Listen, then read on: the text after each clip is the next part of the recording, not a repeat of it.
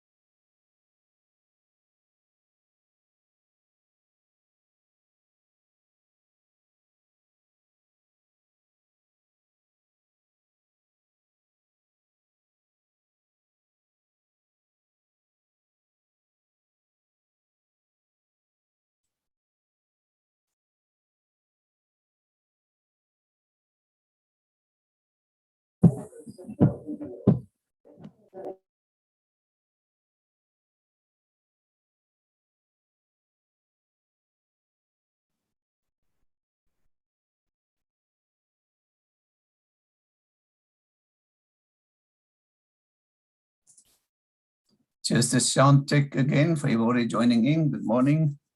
We're still allowing a lot of people into the meeting, so we'll be with you guys in a few seconds. Thank you for joining the Transport Forum. We really appreciate that.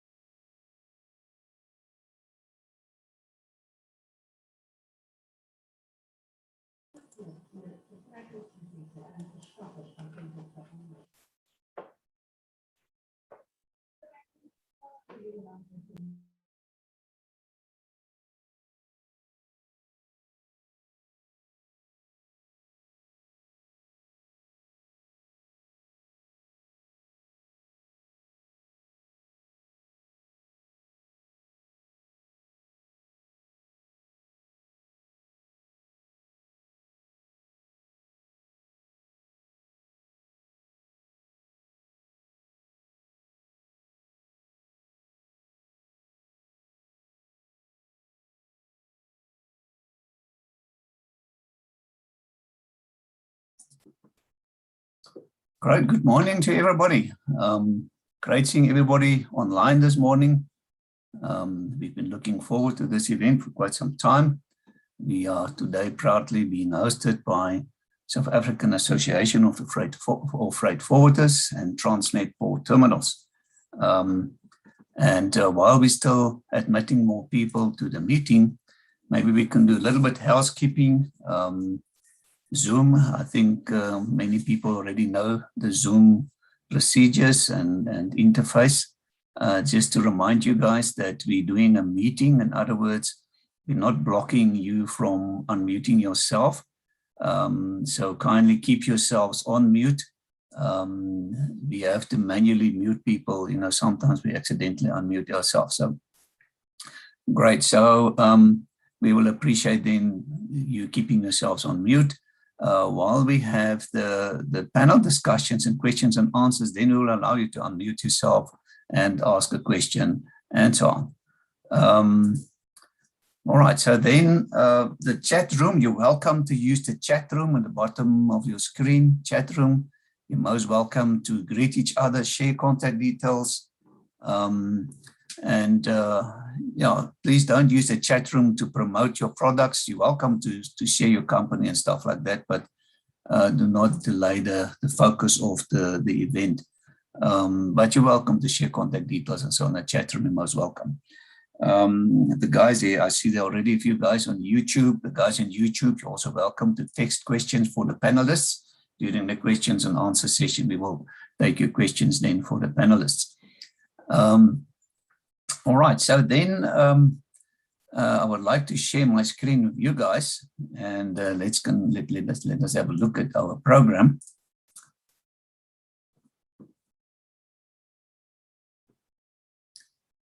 Good, so today, 23rd of September 2021, we're talking about reducing the cost and speeding up the process of trading across borders. And Timothy Kite will just now do the official welcome on behalf of Transport Terminals, and he will then share more about what it's all about today. Thank you very much, Tim, for that. Ladies and gents, as you've noticed, obviously all our events are complimentary. The related content on the web is also complimentary. So obviously we've got somebody who has to pay for this, and that's why we've got valued sponsors and industry associates that joined the Transport Forum. And I would like to share that information with you. It's very important. So what we're going to do, we're going to quickly run through our sponsors, and we will give them opportunity to say a few words. Should we display their slide? If they don't want to say a few words, then usually it's myself saying a few words about them. And we are indeed very proud in having them on board. So we've probably got formal industry associations that signed up with the Transport Forum, informal alliances, and those are South African Association of Freight Forwarders, South African Express Parcel Association, South African Bus Operators Association, the African Rail Industry Association, and the Chartered Institute of Logistics and Transport. And just a quick introduction to these excellent organizations. South African Association of Freight Forwarders, Dr. Unita, I don't know if you want to quickly say a few words about SAF, perhaps?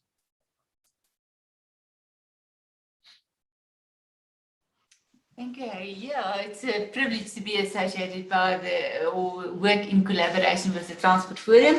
We currently celebrate our 100th year this year, and we just had a very successful summit. So we look at the architecture of the supply chain, how it fits together, who's the different role players, and how can we make it much more effective in South Africa and in the region. And we're looking forward to a great session. Thank you, Harry. Thank you so much, Unita. We really appreciate your support. It's great having you guys on board. Thank you very much.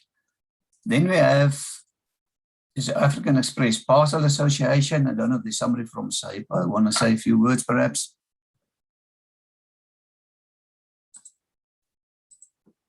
So SAIPA is a representative body, voice of the express delivery industry in South Africa. It comprises of member companies engaged in the express freight and courier industry, representative of service providers throughout the express supply chain. So very proud and having Gary Marshall and his team on board. Thank you very much for your kind support. South African Bus Operators Association, yeah, they're the voice of the bus and coach industry. They also play a big role in us planning our public transport event. There are going to be quite a number of public transport events for the rest of this year that will come in, and Basil Davender and his team is supporting us quite a lot in that. Thank you very much, Saboa. African Rail Industry Association, perhaps somebody from Aria. So there we've got Selle and Slapos, the CEO. She's a proud sponsor of the Transport Forum. The association representing body of South Africa, representing players in the railway industry. Vision is to have a world-class rail infrastructure across Africa. Mission is to advocate for the rail industry and third-party access to the country's railway network.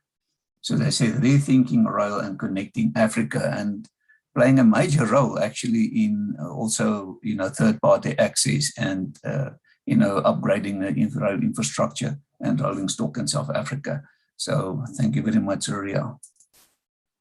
Chartered Institute of Logistics and Transport, perhaps somebody from them. So they are the leading international professional body for everyone who works within the supply chain, logistics and transport, network of national councils and sections in over 30 countries. CLT services the interests of over 30,000 members. So it's a professional body committed to the advancements of logistics and transport since 2002, December 2002. Thank you very much for your support. All right, those were the industry bodies. We also have former media alliances with the Transport Forum. We've got Freight News, Railways Africa, and Engineering News. And I would like now to share a little bit more about them. So there we've got Freight News. Somebody from Freight News, perhaps I want to say a few words.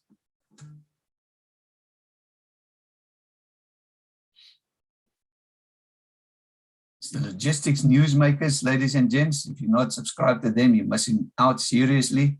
Established, innovative, and effective, was founded in 1953 already by John Marsh. And it's for the import and export decision makers. And you really need to subscribe to these media organizations. We've got Railways Africa magazine. It's the African continent specialist trade technical business-to-business online publication covering all aspects of the rail sector, rail infrastructure, and so on. And it's so important in our economy nowadays to get our rail sorted. Published weekly online. There you can see the web address to subscribe. And then we've got Crema Media's Engineering News, premier source for real economy news, daily coverage of South Africa's transport and automotive sectors, accurately and timely news reportage. And they also kindly provide us with weekly updates that's happening in the industry. So I'm going to try and share my screen here with you guys and play a video. So just bear with me for a moment.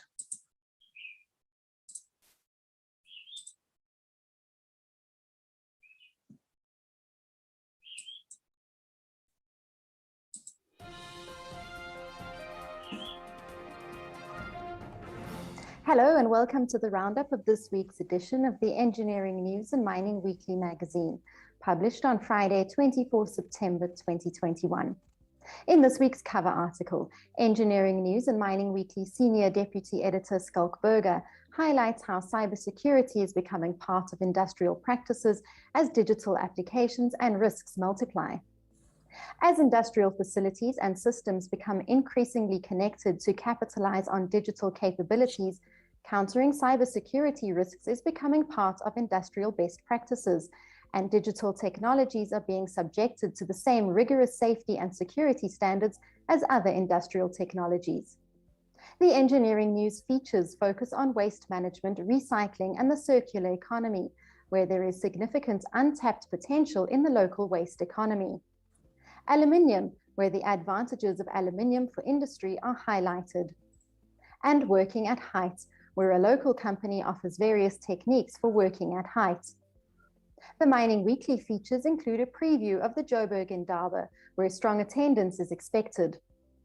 And materials, bulk handling and logistics, where there seems to be an equipment procurement shakeup. This week's business leader is Mark Gilbert, head of NSDV Advisory.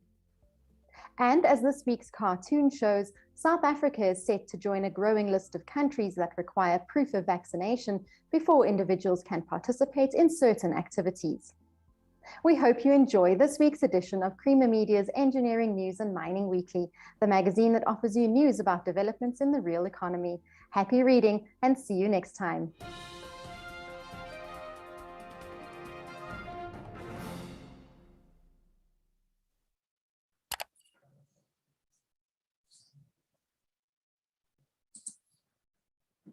Thank you, Engineering News. This is great.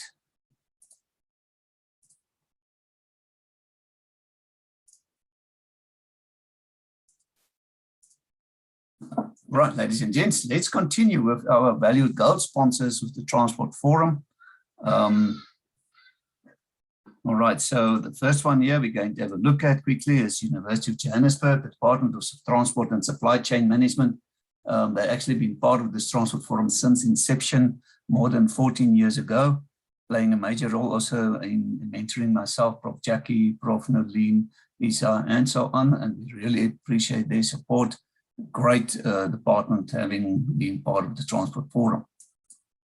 So Bid Air Cargo, gold sponsor since January. I know, if there's somebody from Bid Air Cargo want to say a few words perhaps. So they fulfill the needs of the express cargo industry for daytime and overnight cargo capacity across a comprehensive Southern and East Africa footprint. It's a leading cargo airline providing express airport-to-airport solutions and related services to the courier and express logistics industry. Seatrack, somebody from Seatrack want to say a few words?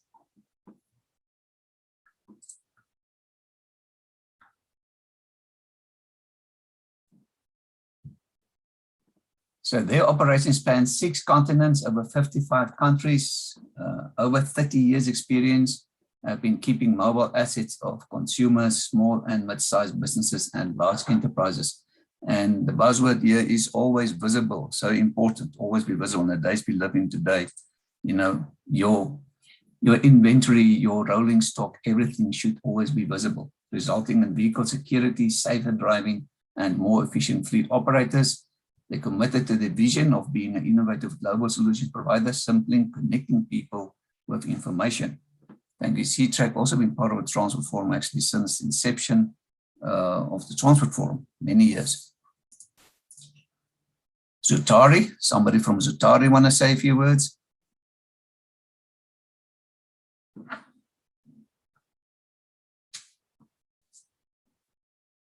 Consulting engineers of note, previously known as Oricon, they're now Zutari, consulting engineers, and also playing a major role and mentoring myself, engineering events and so on, also hosting their own events through the Transport Forum. It's so great having them on board. Thank you, Zutari. Mobility, somebody from Mobility? Joined the Transport Forum in January this year as a gold sponsor. So it's niche insurance products since 2011, commercial insurance underwriters, bus and coach industry specialists, and they're acting on behalf of mutual and federal risk financing. Thank you very much, Ability. Inway Risk Services, somebody from Inway?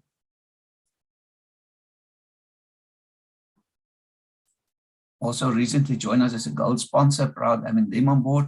It's one of South Africa's largest independent brokers, offering personal, business, and specialist risk and insurance advisory services. Over 100 years combined experience, so include commercial fleets, heavy commercial vehicles, buses, marine and aviation insurance. Great Inway, thank you very much. Unitrans, somebody from Unitrans.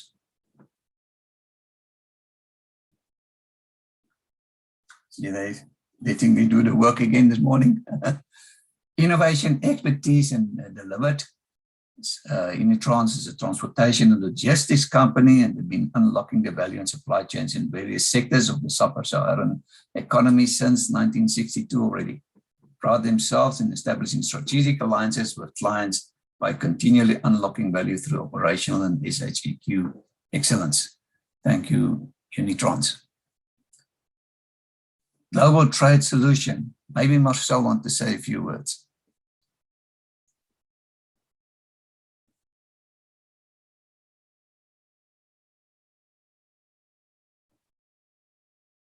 They offer customs, connect, and consulting services.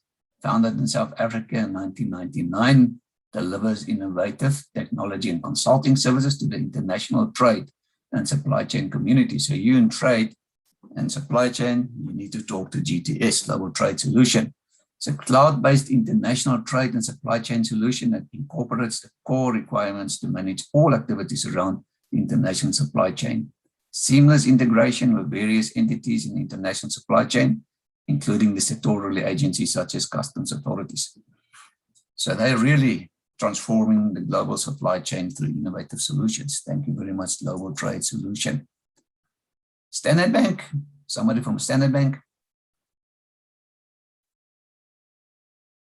Over 158 years of experience. We believe that our dreams matter and that together we can make them a reality. So dreams matter. Standard Bank operates in more than 20 countries in Africa and abroad. Worldwide presence consists of an integrated suite of end-to-end wealth management services and banking solutions. Great having Standard Bank on board. Thank you very much, Standard Bank. Cuba, they are transforming ticketing. Somebody from Cuba.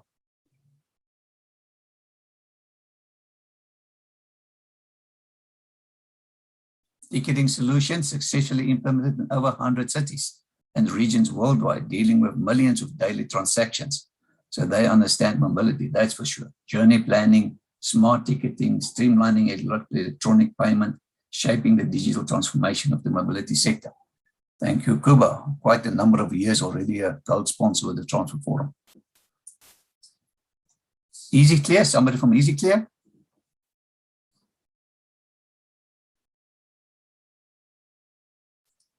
Leading software provider. So they say the software solutions for customs clearing, freight forwarding, and logistics providers covering air, sea, road, and rail. So they for the customs and clearing industry. Thank you very much, Easy Clear, for your gold sponsorship. Huawei, somebody from Huawei this morning. Leading new ICT, that's information and communications technology, building smart urban rail. All right, smarter transportation in a smarter world. Increasing globalized urban world transportation is critical. So they help design and implement smart infrastructure for transport from rail and urban road networks to smart airports, promoting the increased use of information and communication technology in the transportation industry. They help to optimize transportation services, making travel more convenient, safer, and more efficient. Very, very efficient organization. Thank you very much, Huawei. JC Auditors, somebody from JC Auditors.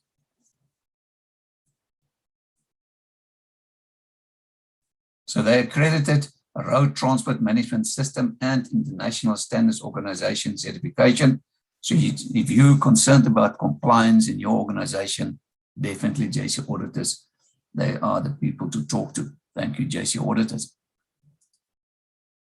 So then we've got Ibunia Capital or Ibunia Group, Public Transport Knowledge Hub, Bespoke Taxi Industry Insights, Integrated Public Transport Network Advisory, Public Transport Thought Leadership, should you need consulting in public transport, especially the taxi industry insights, you need to talk to Ibunia, and obviously you get the links to all these organizations on our website.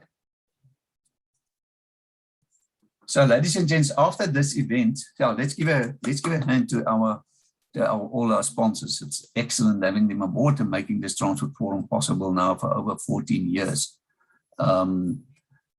And you know that the presentations you're going to see here today will be uploaded to the Transfer website, so you can download them afterwards, complimentary. And there are more than 900 presentations already uploaded to our knowledge base. So it's extremely powerful. We're very proud of it. We're actually complimented internationally about this knowledge base, and it's complimentary to the public. The only thing is we ask you to register to access these presentations, and that's the deal. So we provide the content complimentary, but we need your information to be able to keep you up to date and to keep the show running. So you need to access this website to access the presentations. You will see there's a user login to the left of your screen. You will log in, and to access the presentations. If you haven't got an account yet, then you select the sign up, and that will take you through a simple little registration process. At the same time, you will then be admitted to our mailing list, so that you will receive information about the events. And once you've received your login script, then you can log in using your own username and password. Once you've logged in, you can go to events and you select downloads, and then you'll get this little simple search engine, but very powerful. So you can do one of two things. In the top field there, find by title description. So you can, for example, type in logistics, and then you can hit search. Then it will search through more than 900 presentations and bring everything up about logistics. We can type in a person's surname or so, search, and it will bring up everything that person presented over the past 14 years. Or you can go to category and you can select today's date, hit search, and it'll bring up all the presentations presented today for a specific event. So enjoy downloading it. Lots of content there for you guys.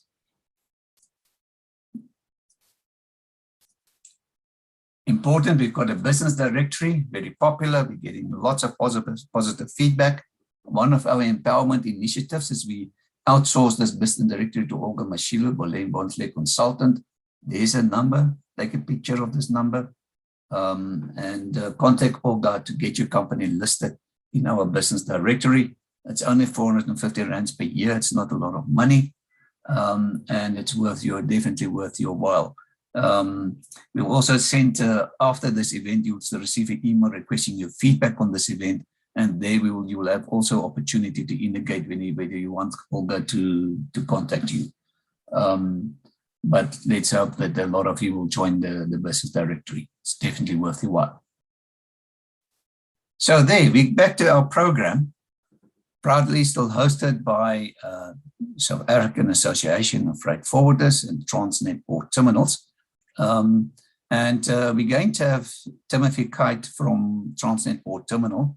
He's the acting general manager, sales and new business development. He will do the welcome on behalf of all of us and Transnet Port Terminals. And thereafter, we'll have Dr. Unita Maria from our other host. She's the Chief Executive Officer of South African Association of Freight Forwarders since the start of this month. Congratulations again, Unita. And she will then also, tell us more and talk about the topic of the day and do the introduction there. So, Timothy, thank you very much. Over to Timothy then to do the official welcome. Thank you very much. All right. Thank you, Harry, and I trust you can see and hear me. Yes, it's a pleasure. It's an absolute pleasure to be on this side of the table. I've attended many times and gained valuable insight listening to these presentations, but to welcome everybody, thank you very much. Colleagues, 2020 we thought was a tough year, and then 2021 came along and has really knocked it off the mantelpiece and passed the metaphorical beer on to 2020.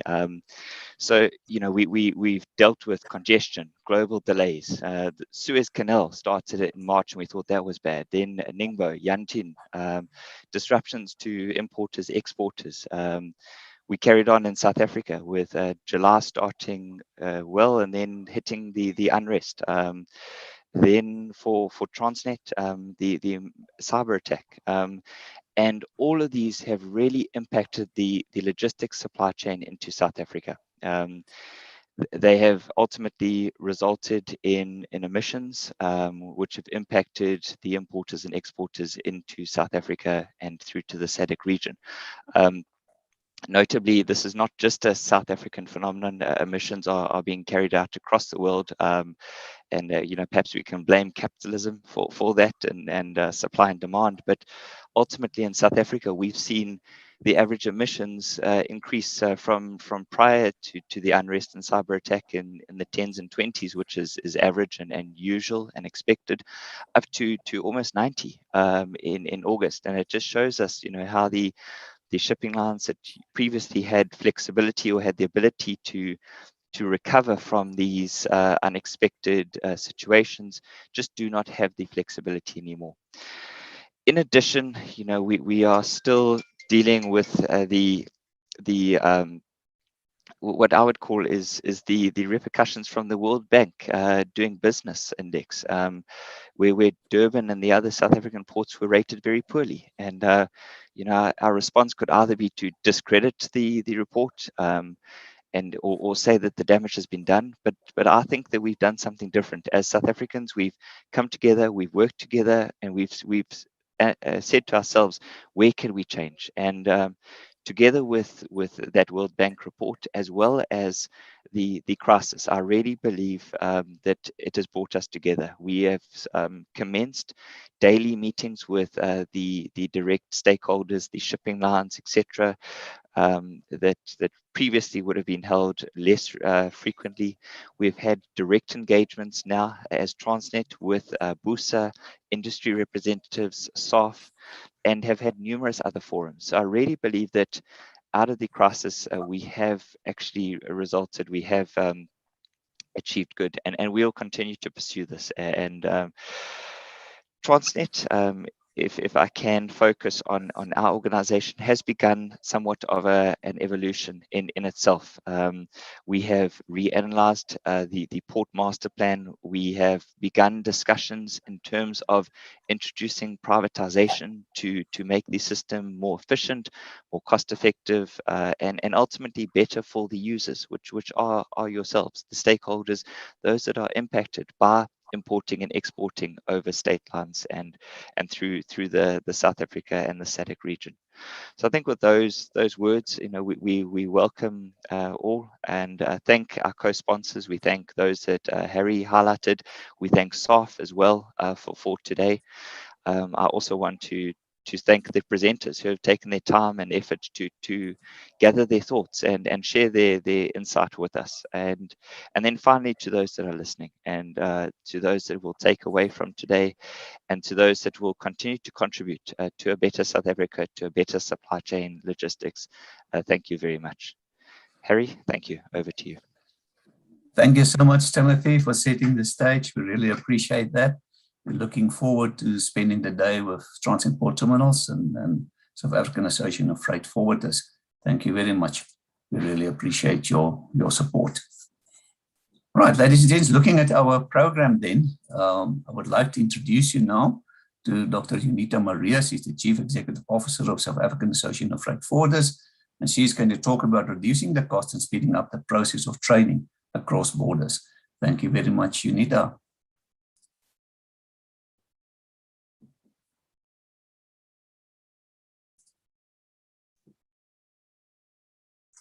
Thank you, Harry. Maybe if you can allow me to share my screen. You're welcome.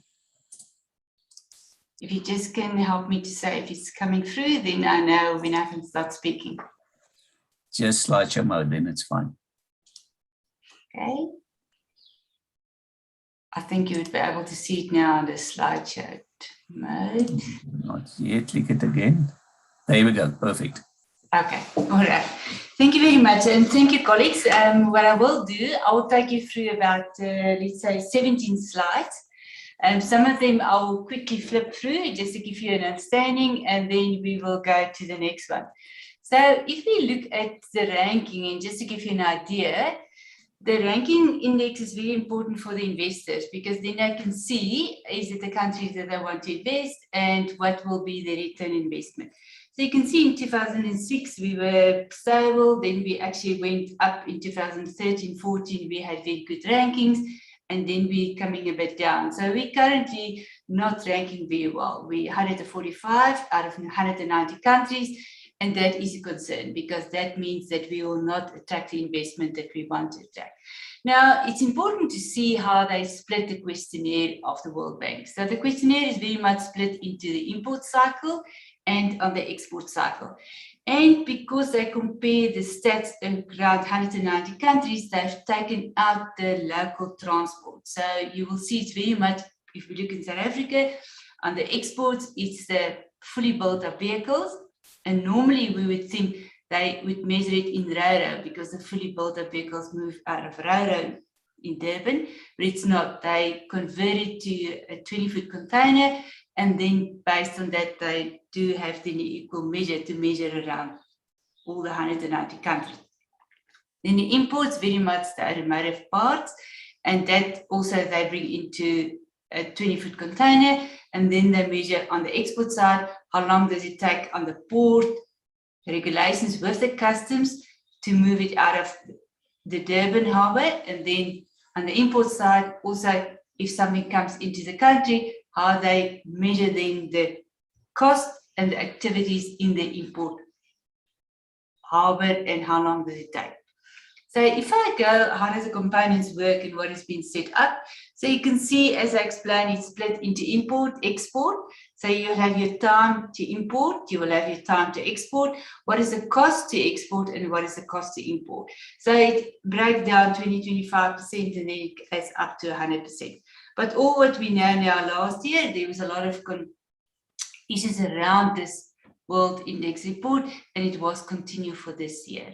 We think it will definitely come online next year, but it's actually probably giving us time to get our ducks in a row and to make sure that we can move the narrative and don't be classified as 145. Juanita, sorry, yes. It's Wade here from the World Bank Group. Just to clarify, we did have a statement issued last week that the report has been discontinued indefinitely at this point in time. We don't know what will replace it, if anything will replace it.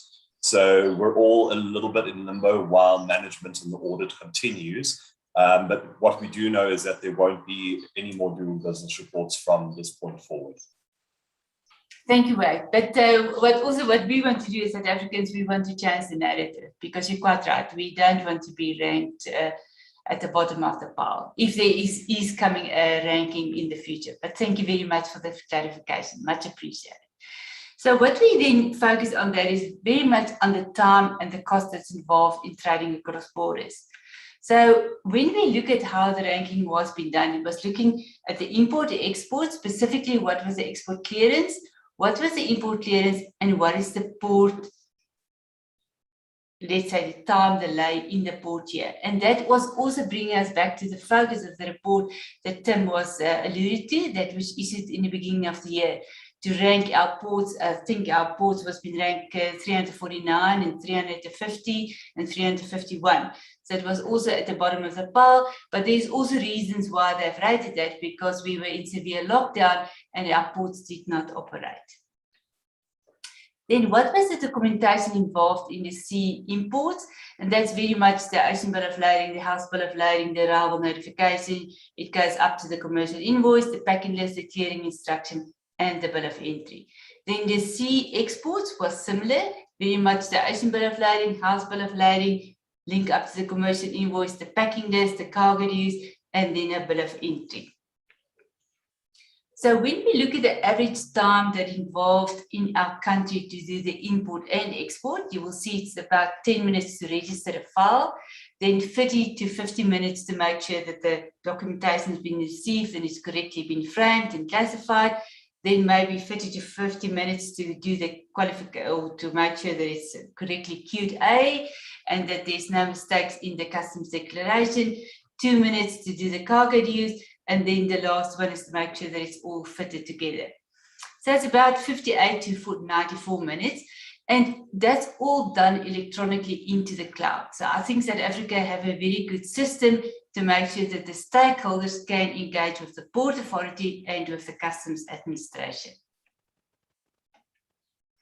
Then, and as Tim alluded to, we took hands, let's say about 3 to 4 months ago, to make sure that when we look at the cross-border or trade across border, it's very important to understand you do your documentation, your customs declaration, your cargo dues, but how quickly can you get your cargo out of the terminal and in the terminal?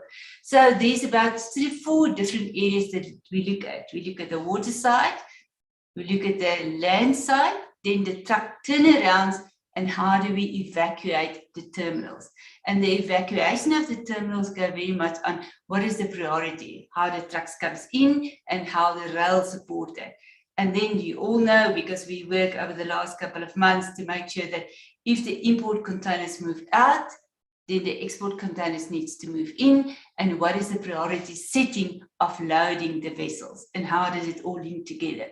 And it's fascinating what we've done over the last 2 months is we link with the database of CRICMA, and SAPIX was helping us also on a control tower, and we share that data with TPT as well, and we manage it on a weekly basis. We have every Monday afternoon from 4 to 5, we've got a meeting on the BUSA that we discuss it with TPT, and on Wednesdays we do have a meeting from 4 to 5 under the DTIC to make sure that we can link all the different tables together and to work collectively to make or to ensure that we move the narrative and we take the cost delay and the time delay out of the system.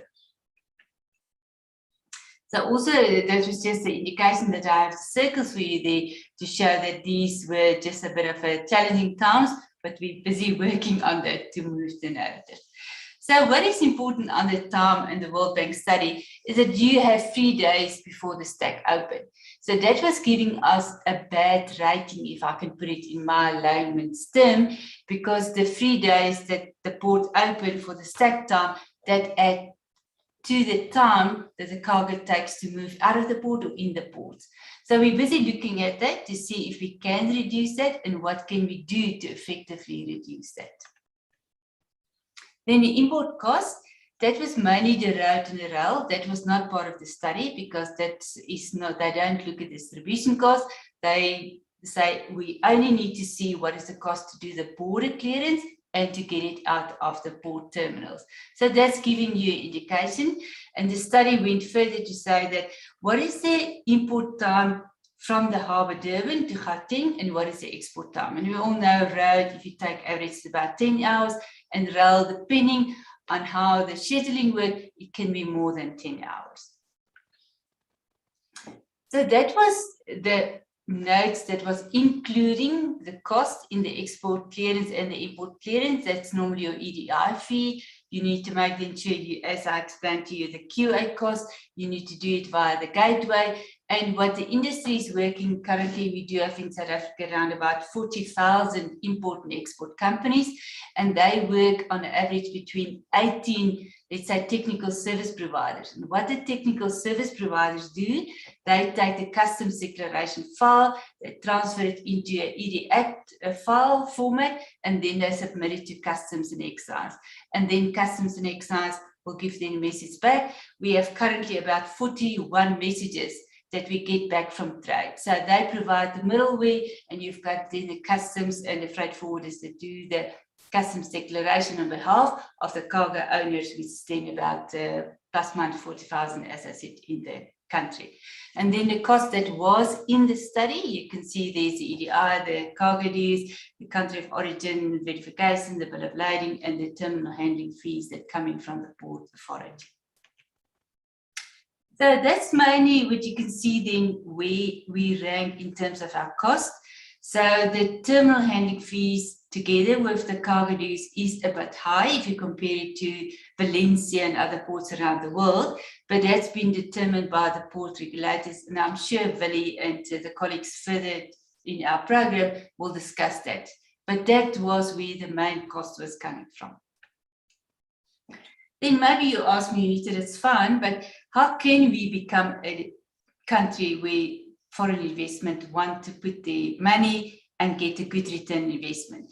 So I think what we saw in the last 3 months, and that's actually for us very encouraging, we can see a collaborative approach. We are not blaming each other. Yes, we are not, we are in a deep hole and we need to get out of that.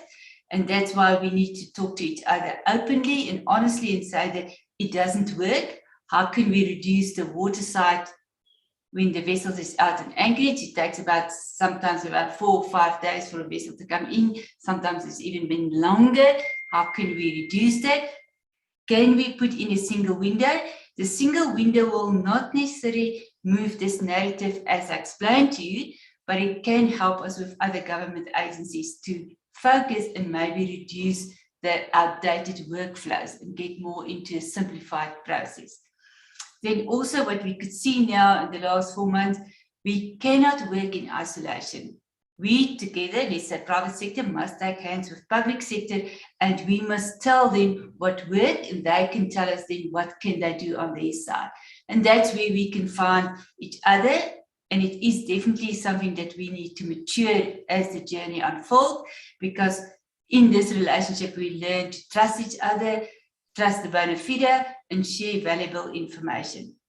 Then one of the items, and I think Tim knows that as well, because we discuss it on a weekly basis, is that our terminals is not equipped with the right equipment, or sometimes the equipment is there, but it is a very long procurement process to get or to maintain the maintenance of that equipment.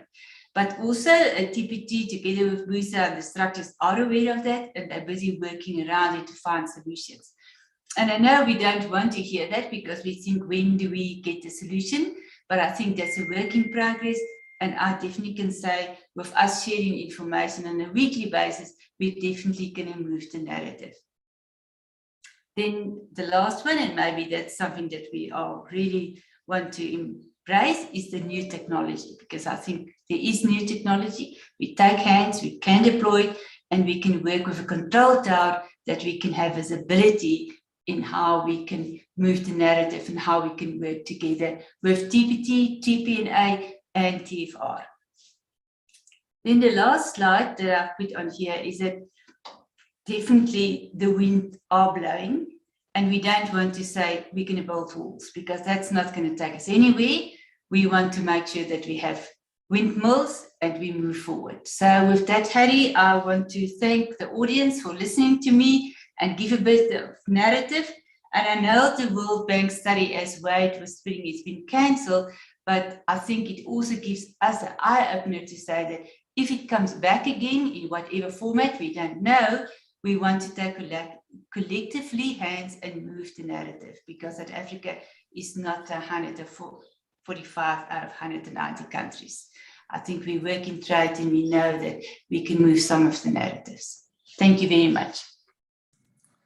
Thank you so much, Unita. I really appreciate well-prepared presentation. We know you've been abroad, so it's been quite hectic on your side. And we appreciate we running a bit early. Would you be willing to take a few questions?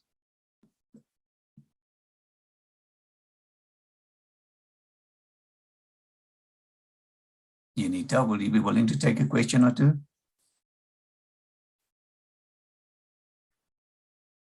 Yes, Harry, I'm more than willing to take some questions. You're right. I do have a bit of a jet lag, but I'm here. Shame, man. Okay, ladies and gents, we've got a little bit of time here, so we do have questions and answers just now. But should you have a question now, a burning question you want to ask Unita, you're welcome to raise your hand. You can go to the bottom of your screen. You'll see there's, reactions. You can use reactions to raise your hand. Okay, Wade, you're welcome to unmute and ask your question. Thanks, Harry. It's not so much of a question, just as a quick statement. I think with the cancellation of the Doing Business report, while it is a little bit frustrating considering how hard Juanita and ourselves have been working on trying to improve the ranking, it does give us a little bit more freedom at this point in time, considering we've never been entirely focused on just the case study assumptions. We've wanted to improve our trading across borders at a holistic level. So not being constrained by just the case study now gives us a bit more breadth and depth in order to really undertake proper reform that is needed to really improve our ease of logistics and trading across borders as a whole. So that's the only thing I'd like to come in and say. Thank you for the comment, Wade. Appreciate that. Lynn, you're welcome to unmute. Good morning, everybody. Morning, Unita, I Lynn. just wanted to check with you. Do you think that what's happening at our land borders is also having some kind of effect on our cost of doing business, especially in Africa, with now the African Continental Free Trade Agreement supposed to be coming into place? Do you think that that's playing a lot of part on how South Africa is seen in international trade and the cost of doing business? Thank you. Thank you, Lynn. I think, and Wade can come here as well, because I mean, when you compare 190 countries around the world, you need to create a narrative that you can measure them. And I know the World Bank intention was not to measure one country or play one country off against another one, But we as private sector view these indexes differently, because when we view the index, we view it that will we get a return on investment. So that's why it's very important for us in private sector to move the narrative, because we want to attract investment and we want to make sure that people can see that we are a country that take care of supply chains. So that's why the import side and the export side, as I've done in the beginning, maybe I slipped too quickly through it, is that they selected the most important commodities that's coming into South Africa and going out. So the import one was the components for the automotive industry, and the export one was the fully built up vehicles. And they moved to, they tested all via Durban. So they specifically specified the route. So the land borders are definitely not in the study and it doesn't influence us. But I think in the overall picture, the world is looking at how is our let's say our status in Africa. And it's very important because I think we all want to claim that we're the gateway into Africa, and we know recently with all the looting, the lockdown levels, we fall a bit behind, because we can see Walvis Bay have a lot of investment, Maputo, and we can see the corridors are working and taking cargo away. I think Barbara's also on the call. She works on the N4 corridor and we want to assist them. But I think it's something that we as South Africa needs to be concerned about. We need to work with SACU, and we need to do mutual recognition agreements across the SACU region, because that is very important. Specifically, if we say we want to be the industrial hub and we want to, as Mr. Patel always say, we want to promote localization, then we need to make sure our supply chain networks are working well intact and that we can monitor the corridors in which the cargo move. So it's a bit of a, not a straight answer, but I hope I addressed your question correctly. Thank you. Thank you, Anita. Bharti Daya, you're welcome to ask. Good morning, and thank you, Dr. Maria, for your presentation. I really liked the ending, which says when the winds of change blow, some build walls and others build windmills. So as an employee of the Department of Trade, Industry and Competition, we'd be very interested in hearing from private sector and BUSA and SAF as to, you know, the ideas you have around building this windmill.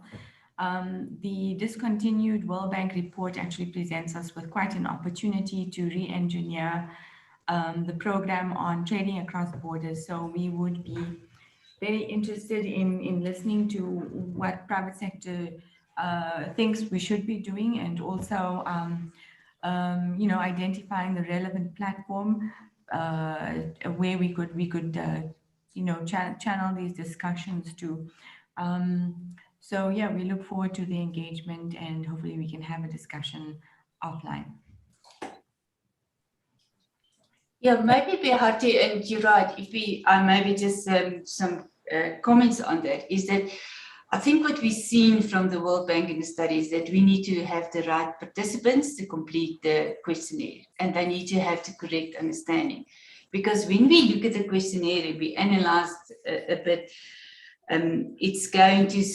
it doesn't really go to the architectures of the supply chain when we look at trading across borders. It sometimes goes to the attorneys, it goes to different organizations, and then they don't really understand that you do all the customs clearance in the cloud, you do the cargo dues in the cloud, you don't have cost prior like other countries, and the World Bank do ask that because other countries do have that. Do you pay for customs to do an inspection? In South Africa, we don't have it. So maybe the lawyer will tick, yes, you do have, but it's not true, we don't have.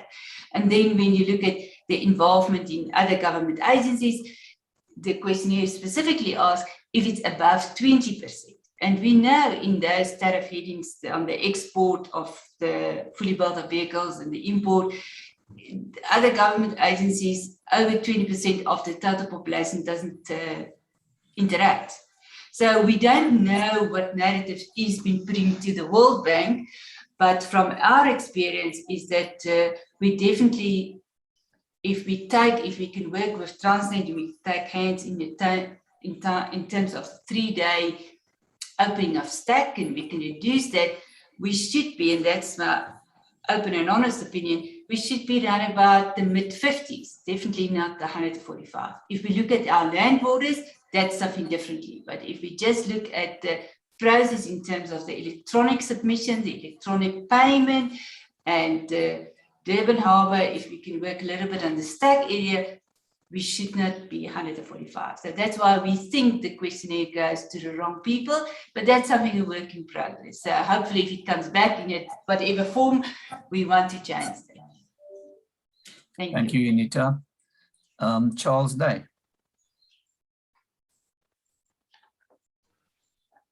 Thanks, Harry. Good morning, everybody. Unita, I've got maybe a two-part question for you. In your interaction with both TPT and TFR, Transnet Freight Rail, have you found that there's a possible disconnect in the operations between these two bodies, which is influencing the efficiency of the ports and the rail system? And if so, what initiatives do you think should be made to address this? And I think the second part of the question is, are our port costs not being unduly influenced by the fact that the fees charged by TPT are in fact being used to cross-subsidize the rail operation? And if so, is this a good thing? Should it be discontinued? What recommendations there? Thank you. Charles, it's loaded questions, but I'm going to try to be open and honest as I'm going to answer that. I think the challenge that we have, TPNA, is they've got a water obligation to the shipping line. So, and that's what we found in the last 4 months. There's a contractual obligation to the shipping lines. So TPNA have, and what we do have there, we've got straddlers. So if I can take an example, in Durban, we have 104 straddlers to make sure that they move the containers from the water side to the terminal side. And depending on what is the, as I said, contractual obligation, they will sometimes take the straddler from the terminal side and move it to the water side to offload the vessel. Then you've got TPT that handle the terminal and they need to evacuate the containers, but they cannot evacuate the containers because they don't have enough equipment. And that rolls up to a booking system. So the booking system is the interaction between private sector and TPT. So they can only send in the trucks if there's booking slots available. And the private sector was complaining a lot that the booking slots are not available. Sometimes it is 3 hours before the time and you cannot plan and all of that. So the linkage in the supply chain between the water side, the terminal, and the evacuation is very important. And that requires planning. And it requires also the involvement from the private sector. So there we need to work a little bit closer in collaboration. And what makes the problem even worse is that our TFR system is not working correctly because the rail evacuation is not working the way that it should be. And I know Marcella is not, maybe she's not on the call, but they want third-party access to the railway line, maybe. And she said the president promised them that they will have access because that can help also the private sector. Because we all know rail can only work if there's predictability, there's sustainability, and we can get the peace of mind that the cargo will be delivered on time. And currently our rail infrastructure doesn't have that. So we can talk a lot, but I think it needs to be at this time that we're open and honest and we say to each other what works and what doesn't work. So we want the rail to work, but the rail needs to bring in the core elements of predictability and sustainability in that. Now, coming back to your second question that you asked about the cost, I think it's definitely something to look at. But we all know that the economic scale needs to be broken down. We need to look at it in a segment way and see how it can be rolled up. So you are right, there is some things that needs to be cleaned up, but I think it only can be cleaned up the more we mature into this journey and the more that we want to build a better country.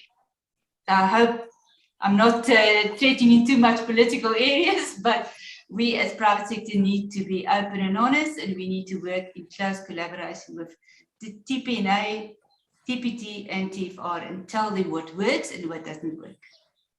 Yeah, thank you, Unita. Well said. I see there's already very interesting discussions going on in the chat room. We'll obviously have opportunity in the questions and answer session as well to talk more when we need those not alone anymore in the spotlight. Okay, Wade, I see you still have a comment. If you can do a comment, Wade, and then we can continue with our program. Yeah, I'll be very brief. Thanks, Harry. I just want to agree with Juanita again. This dialogue between Transnet and the private sector is obviously of crucial importance. Just drawing on the fact that Juanita's mentioned the 72-hour stacking window for vehicles, that's already something that needs to be addressed. As of about 1.5 to 2 years ago, and Billy could see, I can see is on the line, Transnet actually issued a directive explaining that the mandatory stacking period is actually only 24 hours. That's how, so there already has been a 48-hour decrease. But it's this communication between the private sector and Transnet that we still need to work on quite well to make sure private sector concerns are taken into account, and any developments made by Transnet in terms of improving processes are well communicated and well understood by the private sector, so we don't continue to have this misalignment. So thanks to you again, Juanita, for an incredible presentation. Thank you, Harry. Thank you, Wade. Appreciate it. Thank you, Unita, again for your excellent presentation. We really appreciate that. Well, I don't know, but my tongue was maybe the jet lag, but I'm here, and thank you very much for the opportunity. Thank you. We're not noticing your jet lag at all.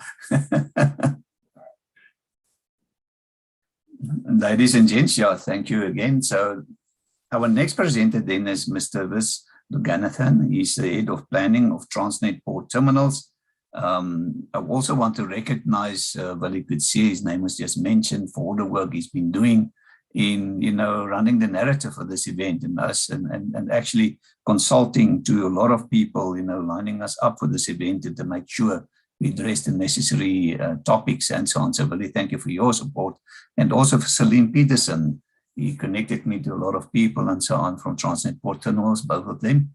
Billy's specialist in innovation and Celine's strategist from Transnet Port Terminals. So thank you very much for all your support and in compiling this event. So yes, back to Vis Luganathan. He's the head of planning Transnet Port Terminals. And he's going to talk about to import cars from Germany to Johannesburg to the different bodies and modes. Thank you very much, Vis.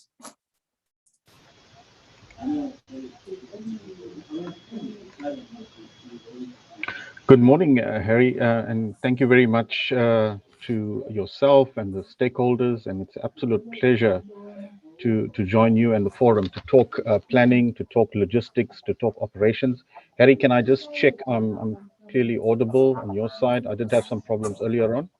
No, everything is fine. We can see you and hear you. You're welcome. Great, thank you so much. And indeed, our brief today is to take you through the processes involved in importing a container from Germany into South Africa. I will look at the high-level processes. Obviously, it's quite involved and detailed. What I've done is, for the benefit of the stakeholders, I have put a detailed process flow, Harry, and I'll include that in the pack, which you will distribute. The last 18 months, if I could, Harry, has been tumultuous. I think it's been punctuated by volatility, uncertainty, complexity, ambiguity. We've come to talk about it quite regularly in the office as VUCA. It's the currency which we have to deal with, and what it means is the toolbox that we used 5 years ago, 2 years ago, 1 year ago even, is actually outdated and obsolete. We need to be highly adaptive in our thinking, our planning, but more importantly, super agile in our execution. And I think that's what we need, but always underscored by a highly collaborative approach. And so forums like these aids and abets that endeavor, and ultimately we want to see Team South Africa front and center of innovation development on the African continent. So without further ado, Harry, let me get to the presentation and start off by just giving a quick overview of the trade lanes. Obviously, in this example, we'll look at Germany, and the biggest port in Germany is Hamburg. And to get from Hamburg to Durban is about 16 days of sailing. But typically the vessels Sorry, that come yes. Sorry to interrupt. Yes. Are Yes. you sharing your presentation at the moment? Sorry, Harry. Yeah, just give me a second. Just give me a second.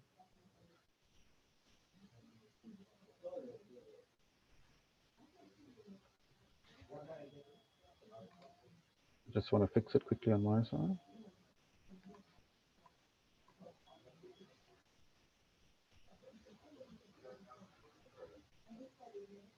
Okay, Harry, can you confirm on your side? Confirmed. You can continue. Thank you. All right, great. Thank you. Apologies for that. So basically, we're looking at about a 16-day sailing from Hamburg to Durban. But typically, the vessels coming from Europe would stop over in Cape Town, which is about a day's work in Cape Town, another 24 hours sailing to Port Elizabeth or NCT, another day's work there, and then sailing to Durban, which is about 24 hours, and then starting work in Durban. So, those are the various opportunities, to connect the cargo with the hinterland. A vessel could typically drop off the cargo in Cape Town, and that's where rail would become an option. We get it quicker onto ground and then rail it to Johannesburg or Pretoria, or we take the longer sea route and get to Durban, and then obviously rail from Durban. So in this presentation, we'll talk about landing in Durban and railing to Johannesburg, and obviously the road haul element as well. So typically, I want to start with the logistics planning aspect. We look at the inbound vessel flow, and our journey starts with a call advice. It's basically an intent that is processed by the shipping line, which gives us an indication of where they want to call, what date and time they want to call at our facility, and the number of boxes they want to discharge and load. That information is then populated and uploaded onto our Navis operating system. And from updating on our operating system, we extract what we call a berth plan. That's basically a berthing schedule of all the vessels that will call at a particular facility. It's in the public domain. It's published daily by our National Planning Office. And it gives the various stakeholders and cargo interests a view of when the ship is coming, when it's starting, when it's completing, and the call size of volumes to be handled on that vessel. That's published daily with a forecast view of up to 21 days. So while the vessel is on the high seas, once it sails the last port, we get a file, an electronic data interchange file that gives us what is on that vessel. So typically it's going to indicate the container number, its size, its type, its weight, and its in particular the location. Now, as we go along, location on the vessel matters. You can imagine a vessel that's discharging 4,000 units, 2,000 is on deck, 2,000 below deck. If you're on deck, then it's going to be quicker to put the box on the ground. So this inbound EDI file gives us basically the location of these containers on board the vessel. What we then do closer to the time, anytime between 48 to 24 hours before the vessel arrives, we start allocating resources to that vessel, i.e. what we typically or colloquially call gangs. It's a team of people consisting of crane operators, cargo controllers, straddle carrier operators that basically will be responsible for taking the containers off the vessel, putting it to ground, and then putting it into stack. So that resource allocation typically happens 24 to 48 hours before the vessel arrives. Then when the vessel is ready to work, we typically engage our TNPA colleagues who provide pilotage for the vessel. And we typically give a 2 to 4 hours notice to our counterparts at TNPA to provide us with a marine service, and that is sent through to them 4 hours in advance. We then obviously get a service from TNPA where they bring the vessel alongside, they make it all fast, and then within 2 hours thereof, after immigration has cleared the vessels, we are ready to commence discharge operations. Our Navis operating system will create a planned sequence for the vessel, and we are then able to then allocate the cranes and begin the physical operation of the vessel. Now, the typical question, how long will it take us to offload the vessel? It's a function of the number of resources we put. So typically, by design, we allocate up to 3 gangs, and we can go up to 4 if required. So a vessel that's discharging up to 4,000, 4,500 will take us typically 3 to 3.5 days to discharge.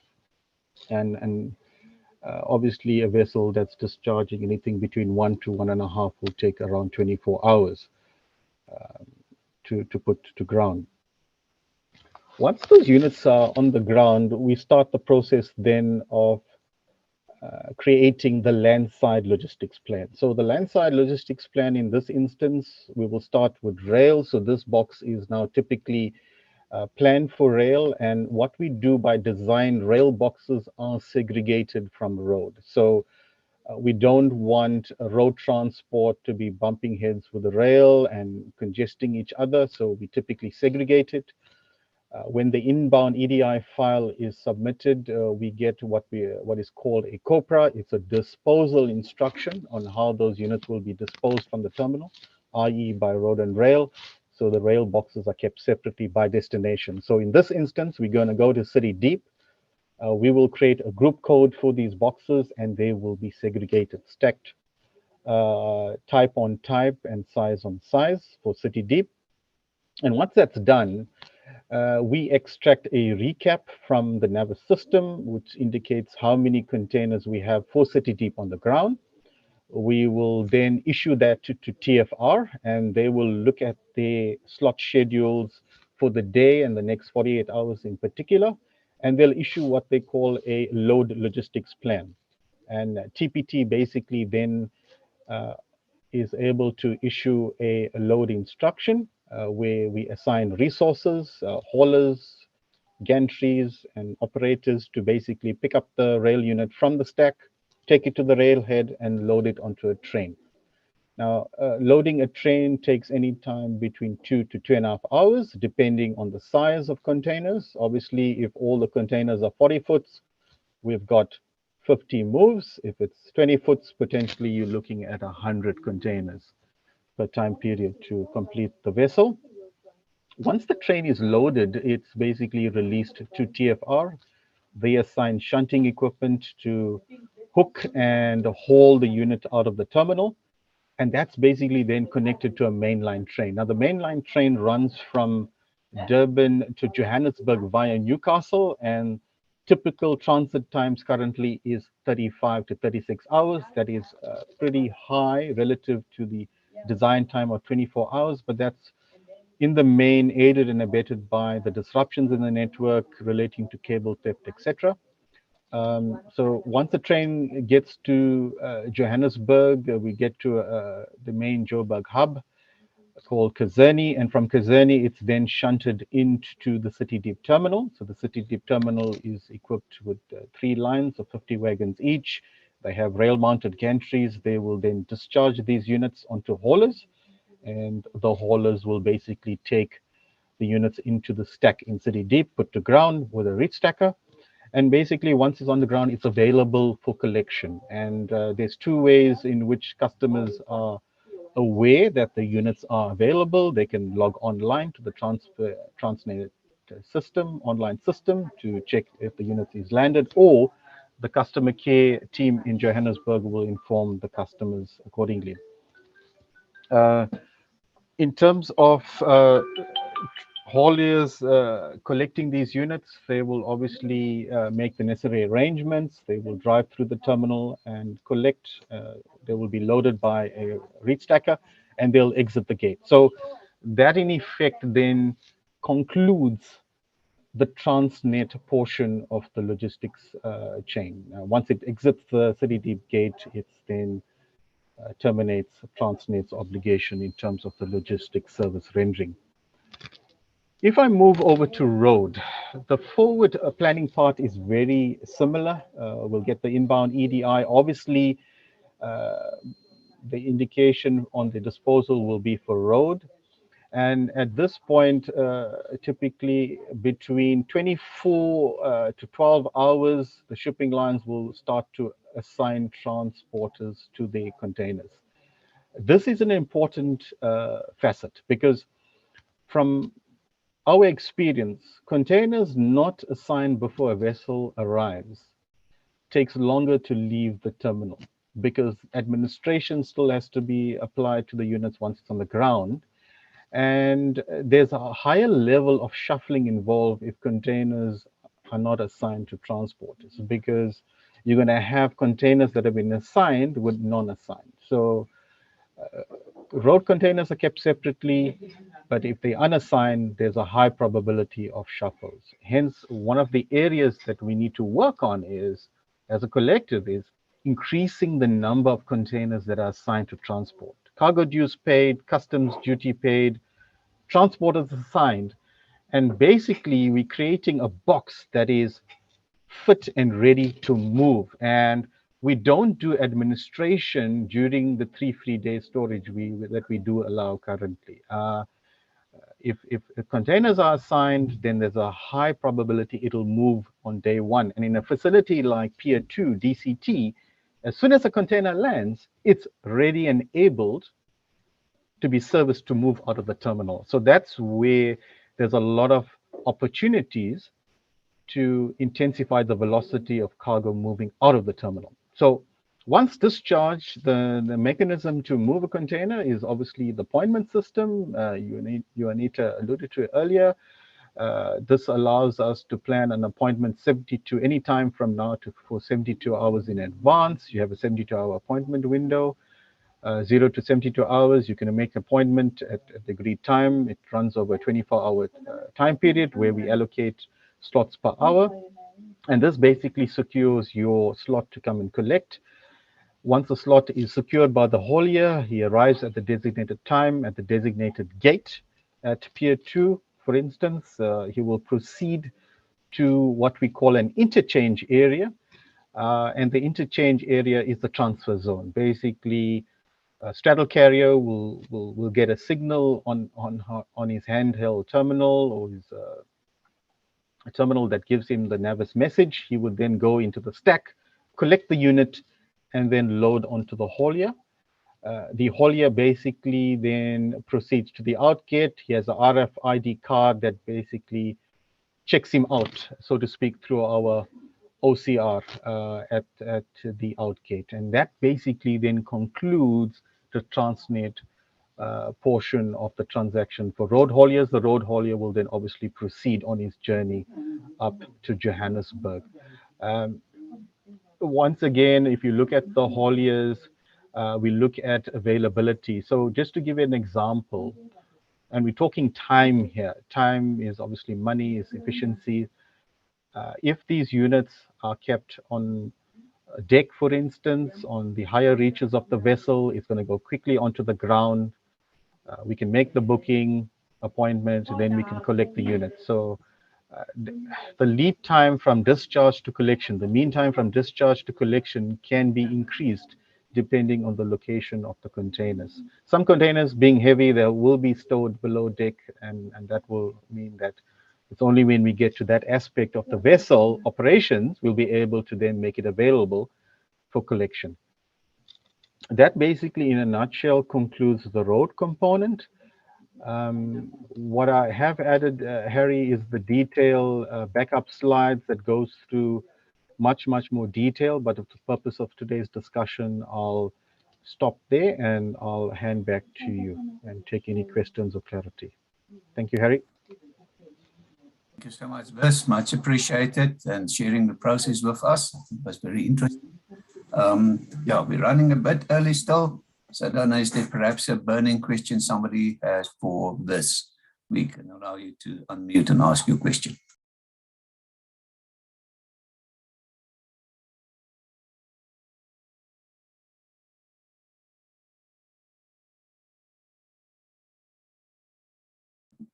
It seems to me everybody is happy on this stage. I'm sure that they will engage with you during the questions and answers session. Thank you for that. Thank you for excellent presentation. So let's have a look at our program again.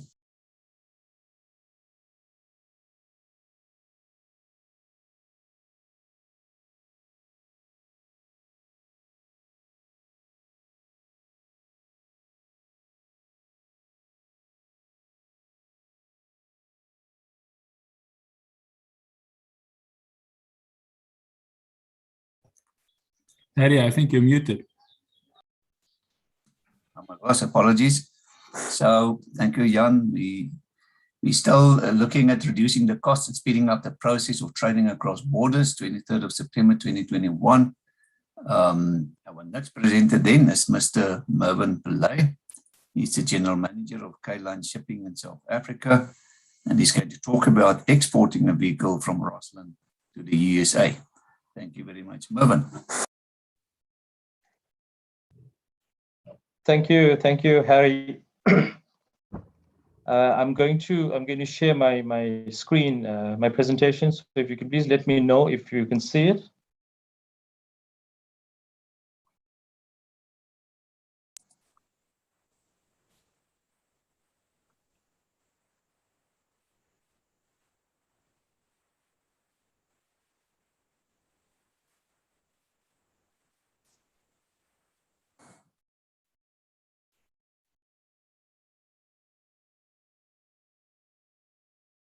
Sorry, can you see the screen? Not yet, Mervyn. No stress, we've got time. Yeah, we do have a bit of time. Wait, now can you see it? No. So bottom of your screen, the green share screen option. Yeah, I have activated that. So Are you using more than one screen, Mervyn? I am, yes. So then you should share screen 2 most properly. I think we go on slideshow mode, it's most properly in screen 2. Yeah, it is on. How do I share screen 2, Harry? When you select share screen, it will give you the different applications that open on your computer. And one of them should say share screen, screen 2.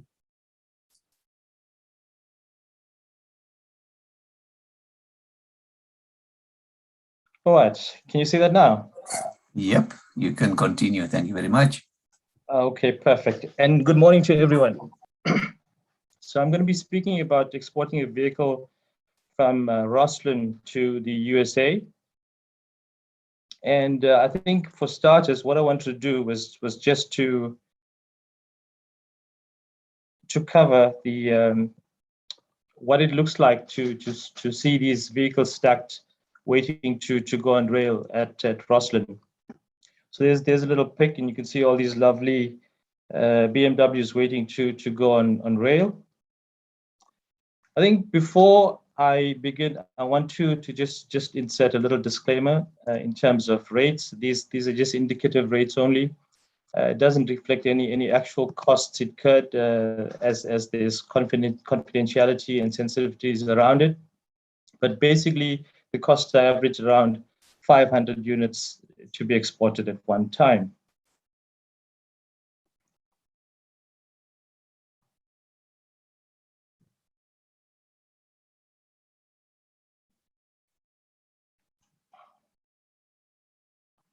Sorry, I just seem to be stuck a little. Right, so in terms of exporting requirements, we generally need a DA 550, which is the bill of entry release from customs. Generally, there would be an SCD 500, which is the declaration to customs, and should be including a UCR number and an SVM warehouse number. Now, I'll just into a UCR number a bit later, as well as the SVM, but that's now just to cover what we should be seeing in the DA 550. And then from a carrier perspective, there has to be a filing of the importer security at destination, as well as the automated manifest filing at destination. This is quite important because if it's not done, then there would be some sort of penalties at destination for the carrier. You'd probably be asking why importer security filing and automated manifest filing. Well, they're done at slightly different times. The importer filing, security filing is done generally 1 or 2 days before the vessel is loading, whereas the manifest is submitted after the vessel is loaded, and that's used as a cross reference to match.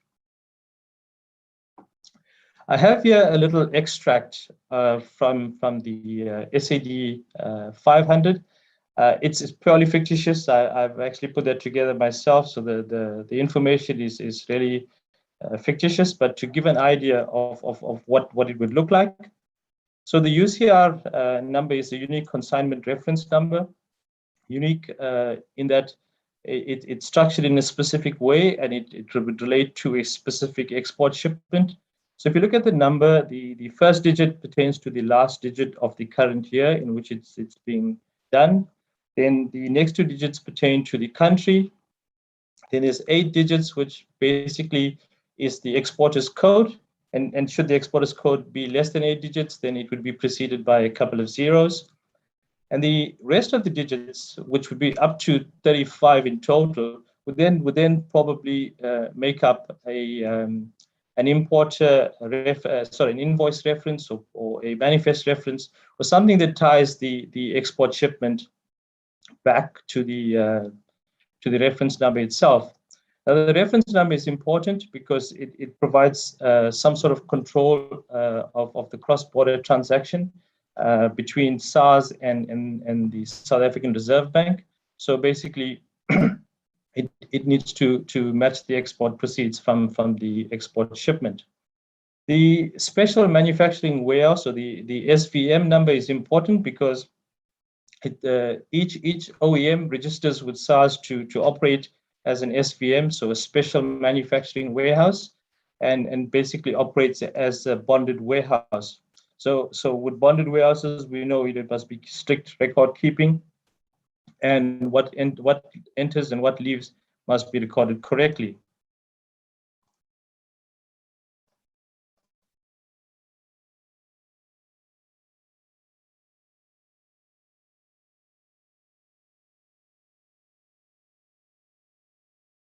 All right, so we can look at the overall process. It's basically an overview, but would cover some sort of detail as we go along. So the OEM, who we've covered now, would be a special manufacturing warehouse, would give instructions to the carrier, the clearing and forwarding agent, Transnet port terminals, and the transporter, pretty much all at the same time. And from there, the Transnet port terminals would open up stacks to receive the cargo, while the transporter would make arrangements to collect the cargo at the plant. The transporter would deliver cargo to the Transnet port terminals, who of course would receive the cargo. But while this is happening, around 3 to 4 days before the vessel is arriving, the clearing agent would submit clearing documents to customs. Now, it could happen anywhere between 2 weeks prior to the vessel arriving, or on the day the vessel is arriving. Just depends on the various constraints that clearing agent would be subjected to in terms of library of documentation, managing cash flow, various things. But they would pretty much submit the clearance documents to customs. Once they receive the customs release from SARS, they would then go onto an SIE system, which is operated by TPT, but the agents have a link to, and they would create shipping orders in the system. So Transnet port terminals would have shipping instructions for each of these exports, and the clearing agent would send these shipping orders to the carrier. The carrier then has an obligation at this stage now to inform the destination office that they need to submit the importer security filing and the automated manifest submissions as well. Then we would have Transnet delivering the cargo to the shipping line, and the shipping line would load the cargo, and we ready for exports. So that pretty much is an overview, rather broad overview of the process. And we'll get into a little bit of detail now. So we'll start with the carrier. The carrier would receive the instructions from the OEM.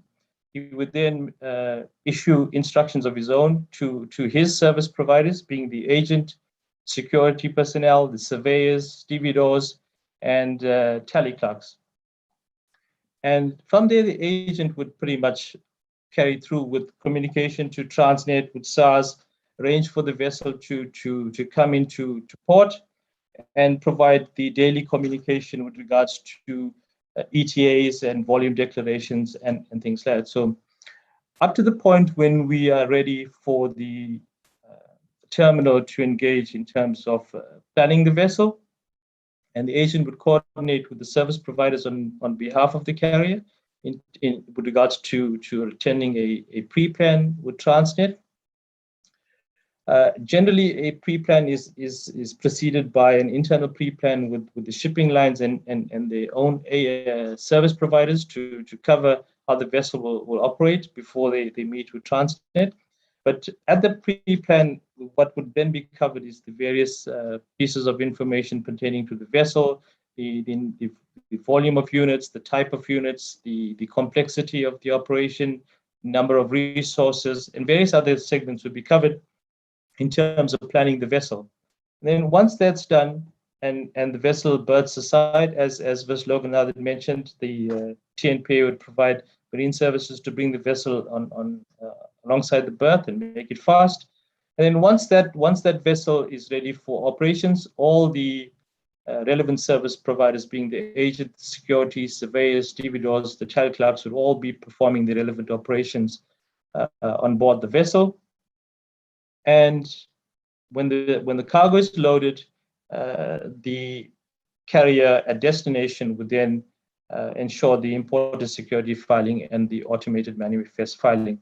I think it's very important to note that if the filing is not done in advance or before the vessel arrives at the USA port of destination, the carrier would be subject to some sort of penalty, and the carrier doesn't want to really have that burden, so would make sure that he has the relevant filing done prior to the vessel arrives.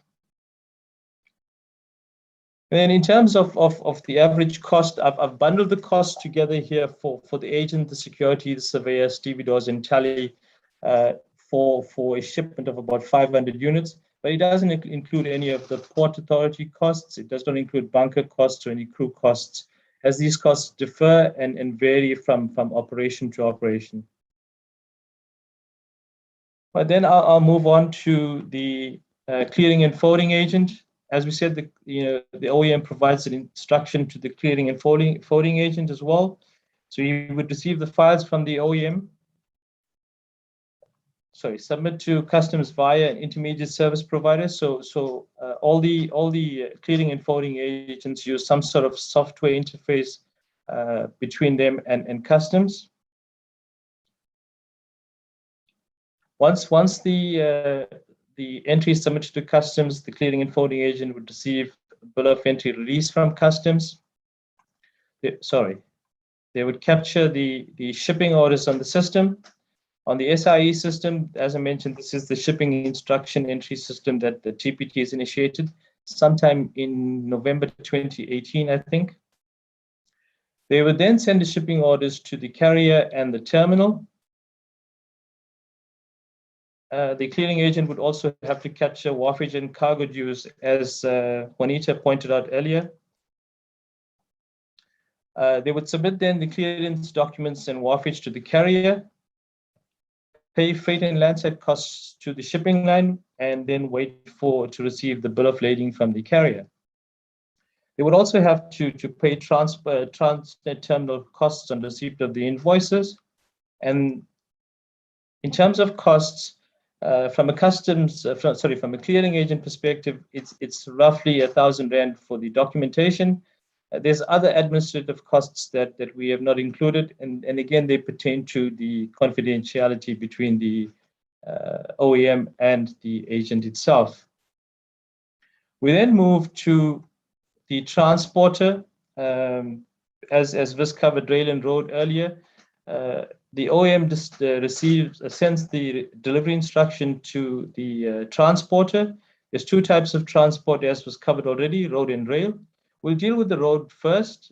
The road, they would make a booking with the terminal for delivery, a time slot for delivery, and then would collect cargo from the plant and deliver to the terminal. From the rail side, they would have to plan rail wagons first, then arrange for the loading cargo at the SVM siding, and then deliver to the terminal. In terms of costs, for road transport, it would be roughly around R1,400, which is slightly on the higher side. I think the bandwidth would be somewhere between 1,100 and 1,400 for the road transport cost. There's no costing on rail, and these are primarily because the rail agreements are exclusive to the OEM and Transnet, so there's a confidentiality issue about that. And rail makes up plus minus 40% of the transport solution. What I do know is that rail is slightly cheaper than road transport, and we should be looking to utilize rail more. Then we look at the processes with Transnet port terminals. Transnet, again, would have received the delivery instruction from the OEM. It would open stacks for receipt of vehicles. So I just want to touch on this a little bit. It's slightly different to the understanding on the container side. So stacks would open for these units depending on Transnet's storage agreement or free storage agreement with the OEM. It varies from OEM to OEM depending on Transnet's agreements, volumes, and other criteria that they would have in place to agree on storage free time. So Transnet will open stack for receipt of vehicles based on these storage free periods. They would receive the vehicles and they would provide value added services like washing the units, fitments of certain devices on these units, while getting ready for the vessel to come in. So from there, we move to the pre-plan meeting with stakeholders to plan the vessel operations. This we covered a little earlier in the carrier segment. The Transnet would plan the operations with the carrier's agents. From there, the vessel is on berth and ready to start loading, and Transnet would deliver the cargo to the handover point. At Durban, this is the light tunnel, which is supposed to provide better exposure to survey the units before they're loaded. The cargo is surveyed and then directed to the vessel. Cargo is loaded. And in terms of costs, we're looking at TPT tariff cost of 1,280. There's also other costs which deals with the late arrival costs, if there are late arrival costs, and other types of administrative costs if necessary.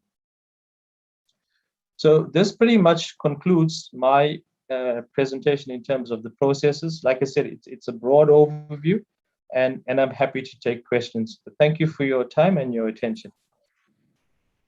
Thank you, Mervyn. This was a very comprehensive presentation. Thank you for sharing all this information. And clearly, you also did lots of work in preparing to share this with us. Thank you so much. Thank you, Harry. We're going to move over to the panel discussion now, questions and answers. So can we please have Unita, Viz, and Mervyn switch on your videos so that you can do the spotlight to your cameras and bring you into the panel. And then we'll allow our people to ask questions, and we'll get to that just now.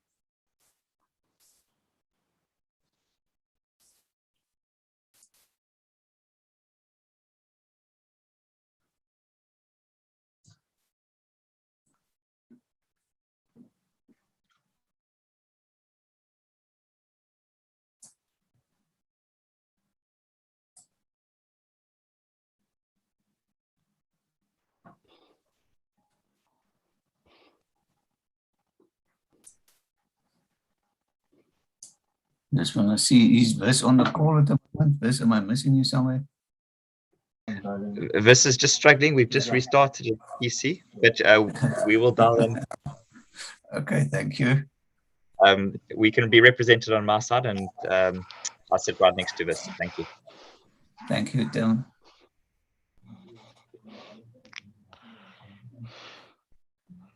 Tim, can you kindly switch on your camera so that I can do the spotlight?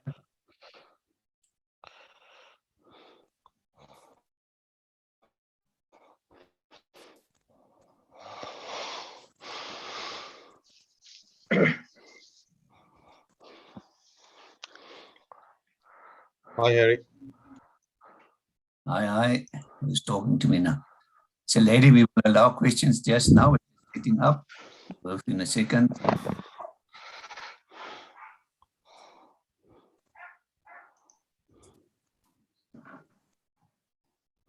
Vis, can you switch on your camera now? I see you on a call. Or Timothy, one of you two. I see, there you are. Great.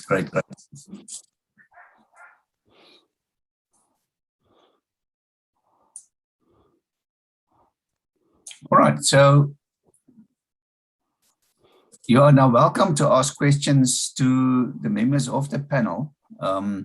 What we can do is you can go to the bottom of your screen. You will see there's reactions. You can use reactions. There's a raise hand function, and you can raise your hand, and then I can recognize you, and you ask a question. You can ask a question to the panel as a whole, or you can ask a question to a certain member of the panel. I will also go through the chat room to see whether we have questions in the chat room.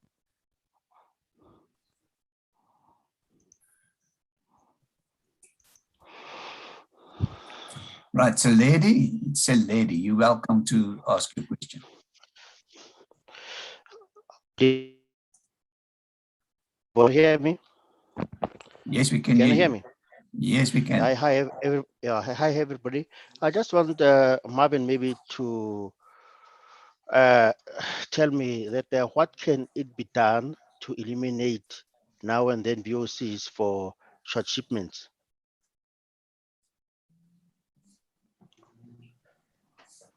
Thank you, Lady. Marvin, you're welcome to respond.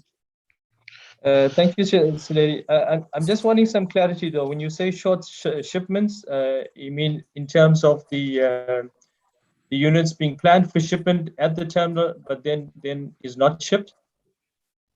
That's correct, yes. Or maybe partially been shipped. Yeah, I'm trying to understand, Lady, in terms, if it's there and planned for shipment, then and is not shipped, then unfortunately you have to process a VOC. You can't skip that.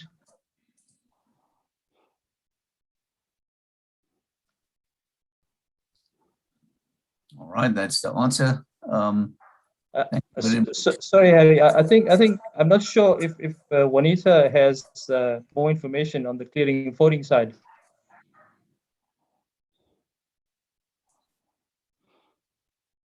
Thank you, Mervyn. Yeah, I think the industry do grapple with voucher of corrections, because we all know now sometimes we do a voucher of correction. We need to do the correct clearance in terms of the customs declaration, and that rolls up at the end of the day to the statistical information that the government will display in terms of our trade balances, because that's where they get all the information from. But I think we as industry do have a challenge when the shipping schedules are changing, when cargo can't be loaded. But luckily, customs do help us, and they do process the voucher of corrections electronically. So I think it's just an admin burden and a QA burden on our side, but it's something that we will not get away with, because the data fields at the back end needs to all link up with the actual arrival and the departure. If I'm correct, Mervyn, maybe you could add more, but I'm not exactly sure on what is the detail of the voucher of corrections, but it's definitely in terms of short shipment and maybe scheduling of the vessel time that's moving out. Yes, thank you, Juanita. Far more eloquent than me. But yes, the bottom line, Lady, is that if you've planned for the shipment, and then you can't escape the VOC. You would have to process it. Thank you, guys. I see Noah asked a question in the chat room. Can you touch on SIG initiatives, development and trade corridors, and how they impact on cost reduction and speed of clearance within land borders? So I can read it again. Can you touch on SIG initiatives, development and trade corridors, and how they impact on cost reduction and speed of clearance within land borders? Yeah, maybe Harry, if I can give it a shot, and then I think Mervyn and maybe this can help on the land borders. So with the land borders, if I can do SADC, but maybe I'll go to SACU.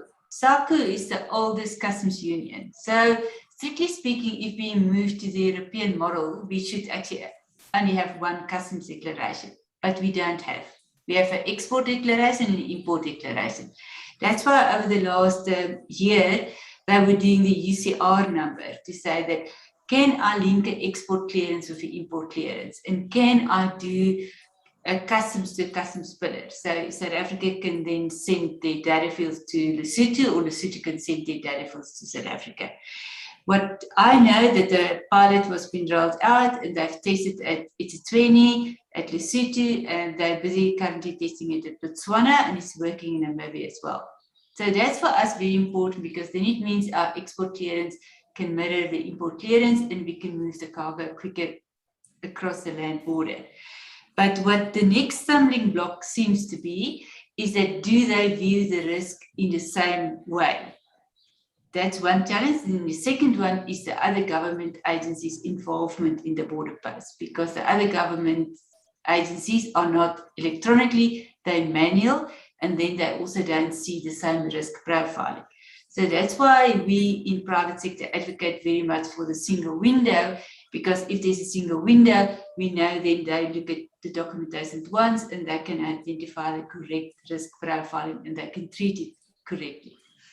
But we all know, I think it's bilateral agreement between the different countries, and it's not that easy to get an alignment. But there is some hope in the tunnel, and that is that they're busy working with protocols. And in SADC, you've got protocols, so it's not mandatory, although it is in some a mandatory instrument, but it's not that we can take some countries to reporting to a tribunal court, because it doesn't exist under the SACU protocol. But I think underlining with that, there's a lot of work that DTIC is doing together with Peter van Del, the SADC Business Council, to make sure that we drive towards a coordinated border management approach, because we all know currently, and Lynn is on the call as well, and Barbara, sometimes the trucks is standing 17 kilometers, and that's huge cost that's been incurred. So hopefully, all what I can say from my side is that I want to encourage private sector to participate in the different stakeholders meeting, make sure that whenever they do something, they can back it up with scientific data, and they can make sure that the authorities are working in collaboration with us. But yeah, it's not a quick answer. Thank you, Janita. Vers, it seems to me you've got a bit of a connection problem there. But okay, we're hanging in. Yeah, thanks, Harry. Yeah, I'm it lasts for 2 minutes and the connection, then I've got to restart it. So bear with me if I miss a question here and there. Thanks. We'll keep you online. Thank you very much. All right, Charles Day, you're welcome to ask your question. Thanks. If I could ask Mervyn and Viz, to what extent are TPT and TPA operations constrained by lack of skills? And if this is a factor, what steps are being taken to address this problem? Thanks. Thank you, Charles. Yeah, you guys can respond. Before you do, I can also invite Prof. Jan Havenga. I don't know if you want to join the discussion, and maybe also after they've answered this question, maybe you can also tell us a little bit more about your opinion about SADC and borders and so on. But okay, let's first take Charles Day's question.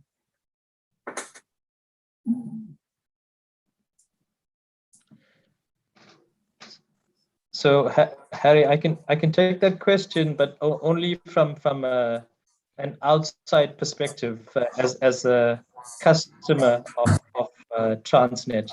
Or so I suppose my view would be the one half, and then Vis's view would be the other half. Thank you. Yeah.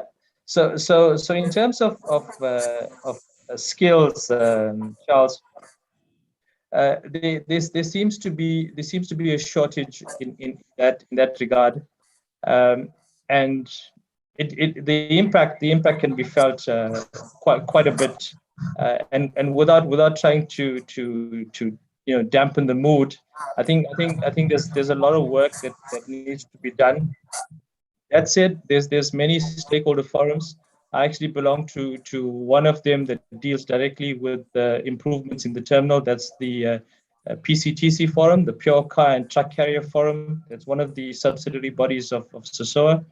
Then we also have a sub-tech committee which deals with very technical aspects of operations in the terminal. So there's a lot of work done in the background to try and alleviate some of the problems and to get as much of the exposure of the experience from the industry at the same table, trying to find new solutions. The old saying is, if you keep doing the same things and expect different results, then we're in for hiding, right? So we try to brainstorm a lot in these forums, and we try to hold the stakeholders accountable. And it's not just holding Transnet accountable, but holding the carriers accountable, holding the OEMs accountable, holding various stakeholders accountable to basically improve on the operations and the skills in the terminal.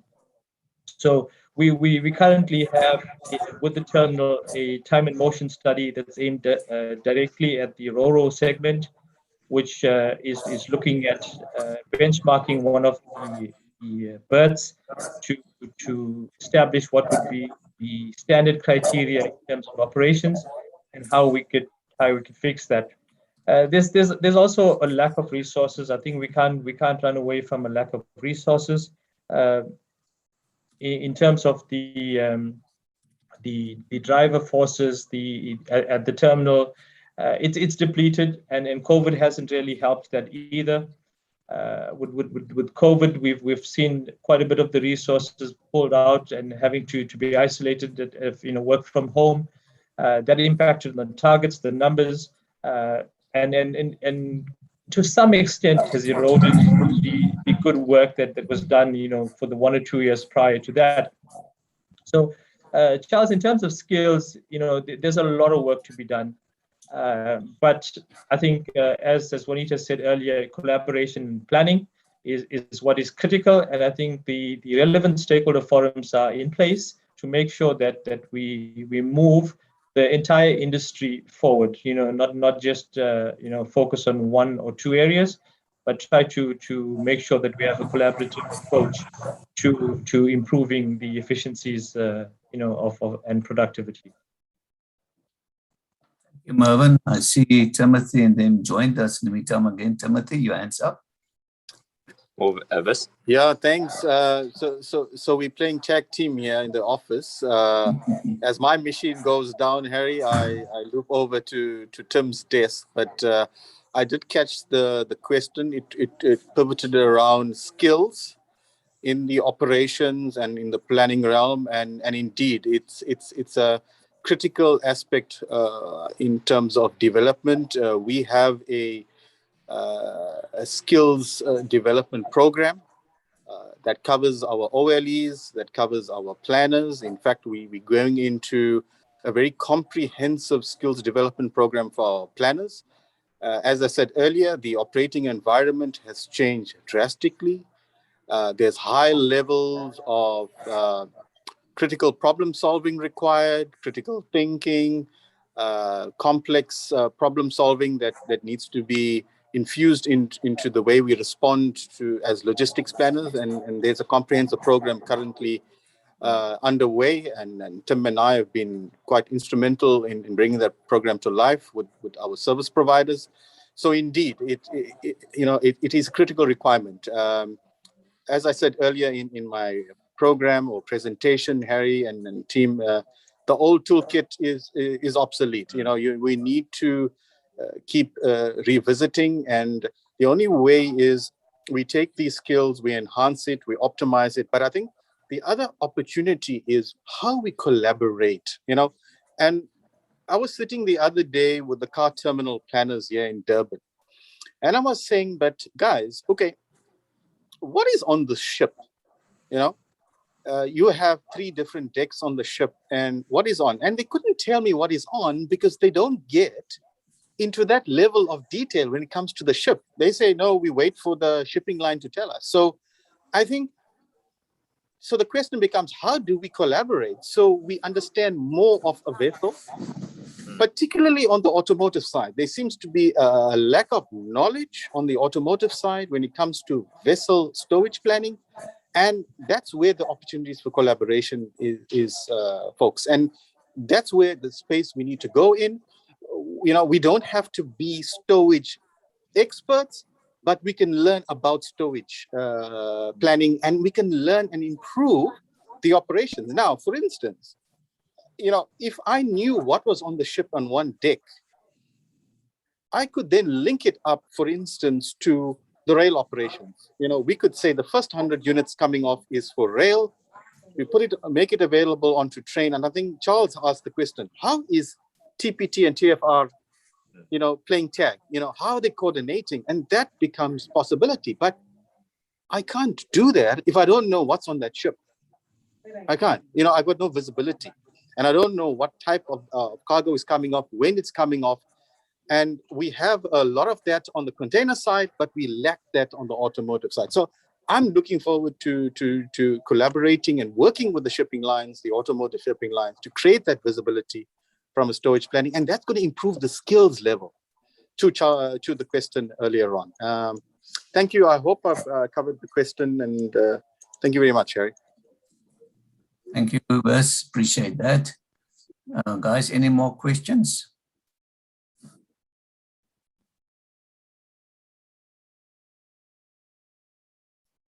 Seems to me everybody's comfortable on this stage. Obviously, we're going maybe, Harry, yes, if if I just can come in here, and maybe your colleagues or the colleagues on the call doesn't know that, but I think, and as I alluded in my presentation, in the last 3 months, there's really a very tight collaboration between private sector and TPT.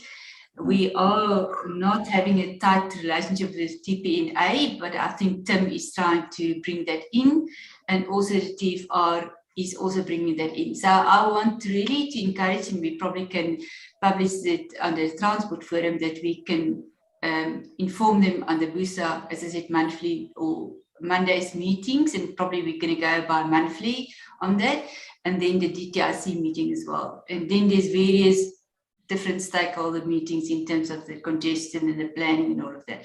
But I think the more we involved as private sector and we take hands, the better we can work together. So I will share that information with you, and then you can share with the colleagues. Thank you. Thank you, Nita. That will be excellent. So definitely we're making progress here. Thank you very much. I see Noah Shavanza. You want to ask a question? Thank you, Harry. Sorry for seemingly belaboring the question on cost reduction and speed of clearance within land borders. But I like to think that this really forms the core of the value addition that we can give, to transporters, because I was reading another World Bank, a report that they did quite some time back on land borders. They were saying 40% of all transport costs are actually caused by delays at the border. So obviously, working on cost reduction and speed of clearance really, impacts greatly, on the value that we can actually give to, most of our clients. That's why I'm so interested in this question here. The reason why also I'm interested in this is because, there's been a lot of developments in terms of technology and in terms of globalization, which has had a huge impact on customs organizations worldwide. Well, that's why we have the World Trade Organization. And because of that, if you look at the two, aspects, of commodity flows, which has been impacted. We have, information flows, and then we've got physical flows.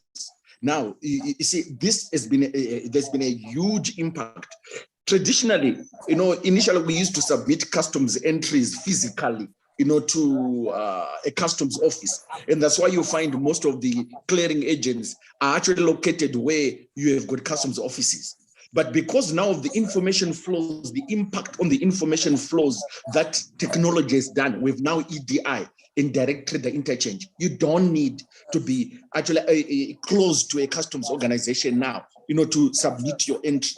Now, this is changing the whole dynamics, So I would like to know again, how these, information flows and physical flows, are impacted, by these developments that are actually happening, globalization.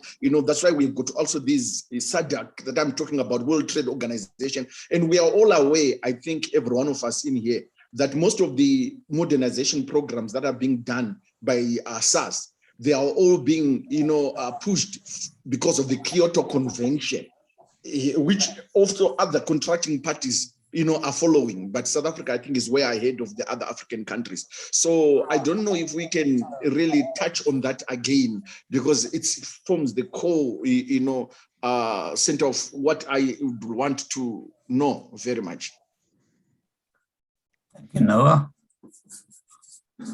Let's hear from the panel.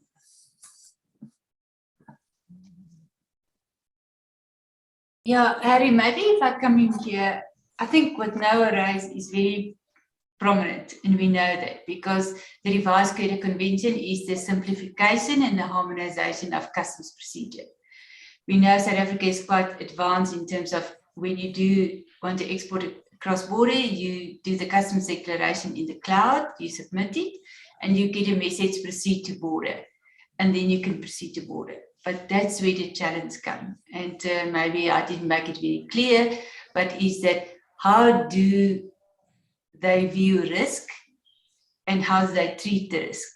So the ideal situation, and that's what we in private sector advocate a lot, is that push the risk management as early as possible in the supply chain and let we sterilize the borders, because we only want high risk cargo to be inspected at the border. But to do that, we need the other government agencies to also come into that same methodology. And that's difficult because you work with SAPS, you work with agriculture, you work with port health, you work with all of these different departments, and they're not all aligned. So first of all, we need to get our house in South Africa in order to say that, yes, customs is very much in advance with proceed to border, but now we need to work with the other government agencies. And we know the PMA was very controversial at the time that it was being established, the Act, but we need to get now a coordinated approach where all the other government agencies can work in one platform and can view the risk at the same consignment. If we get that right in the South African context, we can then say we're ready, let we do a mutual recognition agreement with, just an example, for Mozambique. So Mozambique needs to do the same. They have customs and they've got the other government agencies. And then you've got a platform where the two countries can talk to each other and they can share some data and they work collectively together. Now, what we can do, and Noah is very right, if those building blocks are not in place, our trucks are standing at the border post and we cannot move it, and we actually create an environment that we have more corruption, because the more stops we've got, the more corruption we've got, the more people pay to get the cargo through the border.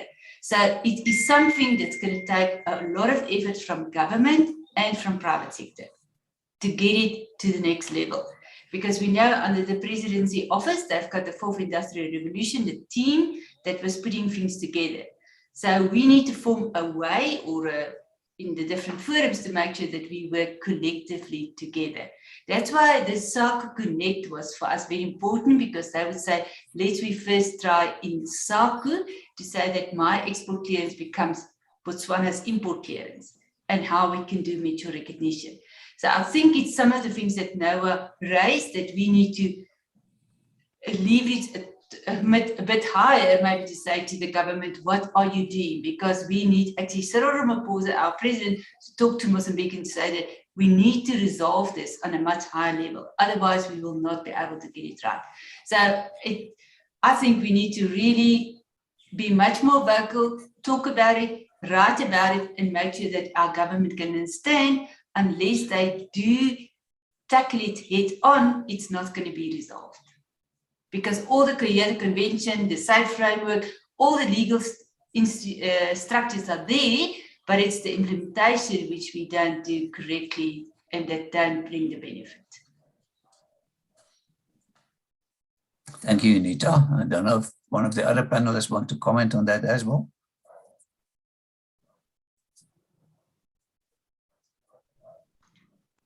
No, nothing from me, Harry. I think that was quite a comprehensive answer from Monisha.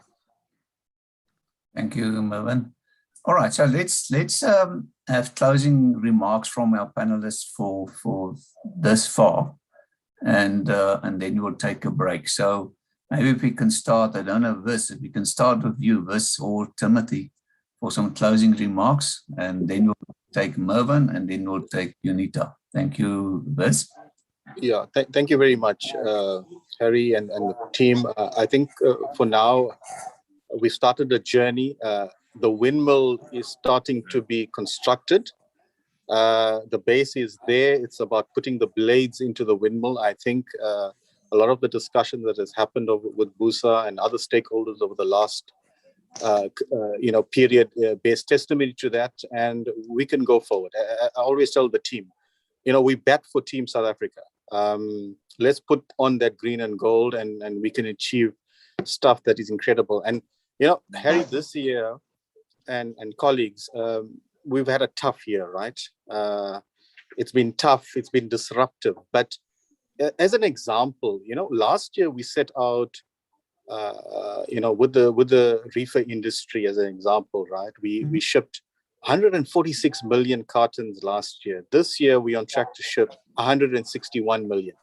Notwithstanding all the disruptions, all the intrusions, it means when we come together, we are powerful beyond measure. And it's about how we accelerate the integration, the collaboration that will make us a real top-notch trading partner and a trading destination. So we can do it, and we look forward to further platforms like these, Harry, and we're willing to contribute in whatever way possible. Thank you very much. Tim? No, I think you've answered very well. Thank you. Thank you, Timothy. Thank you, Vis. We will definitely support you guys with that narrative for sure. Thank you, Mervyn. Some closing remarks. Yes, thank you. Thank you, Harry. I think I just want to touch on some of the comments Vis made earlier with regards to the sharing of information. Some of those processes are already underway in terms of the stowage plans and things like that, which are discussed at a pre-plan level. So there is some interaction already. There's also some work done to try and get Transnet onto the vessels to oversee or understand the operations on the vessel side, to try and make a more complete picture in terms of the operations flowing into Transnet and out of Transnet from a vessel perspective. And then I think in terms of the overall industry, we need to see more participation at stakeholder level. It seems to be missing from time to time, and we need to see more robust discussions at these stakeholder participations. I think the important aspect, Harry, is in terms of participating and contributing. We need to understand that we need to tackle the elephants in the room from time to time, and we need to give voice to what we want to do, and then leave those forums still with relationships intact and with a clear way forward in terms of how we want to operate. There's a lot of work to be done, but planning and collaboration is extremely important. So I would think those things would be key if we wanted to make a difference going forward. Thank you. Thank you, Mervyn. Much appreciated, and completely agree with you. Dr. Maria. Thank you, Harry. It's strange when you say that abbreviation, but I think from my side is that we need to understand the linkage of the supply chain because it goes from international to waterside to terminal to the evacuation, road, rail, and then the land borders. And I must agree with Mervyn and Tim and Liz, is that we need to have robust discussions. We need to call it as it is. I think sometimes we think if we say what it is, we tend to fall into a blame culture, but it's not a blame culture. If we don't address the things head up and we don't speak what's the trouble and how we can fix it, we will never get to a solution. So I must say, I want to congratulate you in the Transport Forum to open up these dialogues, these platforms, because you're just making sure that we're getting closer to each other and not further away from each other. So I think that's very important. And thank you very much. Thank you very much, Unita. It's my privilege in doing this, and it's my privilege was my honor being supported by the industry the way we're doing this. And thank you very much for that. And it's an easy job getting you beautiful people together. So thank you for that. Ladies and gents, let's give a hand to our panelists thus far. Obviously, the event is not over yet. We still have two very interesting presentations to listen to and to partake. And yeah, so what we're going to do, let's take a short break and we will be together again at 11:25, and then we'll have Prof. Jan Hawanga, doing a presentation for us. So I'll see you again at 11:25. Thank you very much. Thank you, colleagues.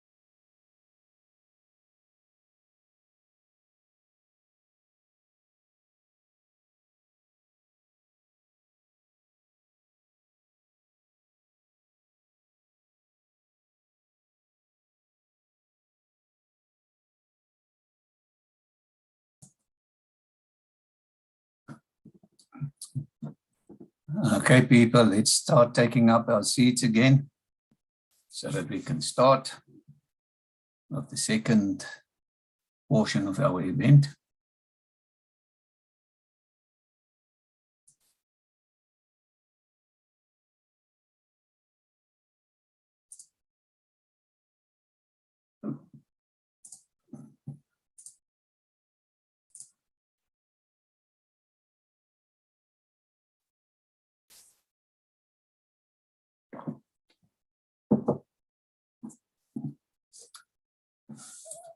It's still September, 23rd of September 2021. We're talking about reducing the cost and speeding up the process of trading across borders. And we're proudly being hosted by South African Association of Freight Forwarders and Transnet Port Terminals. Thank you very much for your kind support. We really appreciate it. All right, so our next presenter then is Professor Jan Havenga from Logistics Management University of Stellenbosch. And he's going to give us feedback on Operation Vulindlela, the work done regarding restructuring of rail and the effect on South Africa. Thank you very much, Prof. Jan.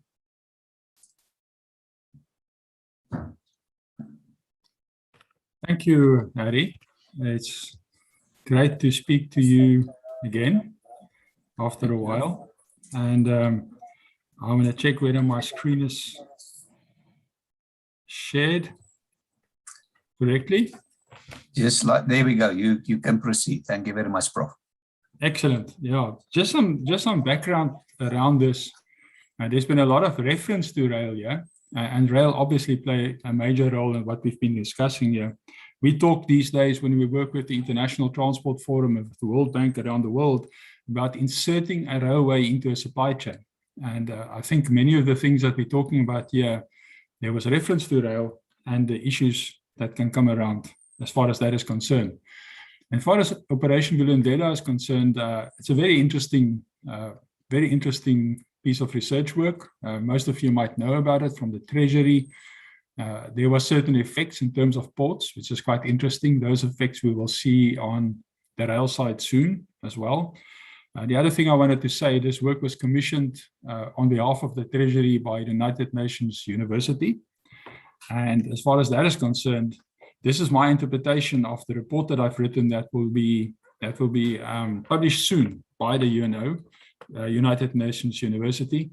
I don't talk on behalf of Dr. Sean Phillips, who's been referring to this work for a while. And I'm also not saying I'm talking on behalf of Transnet.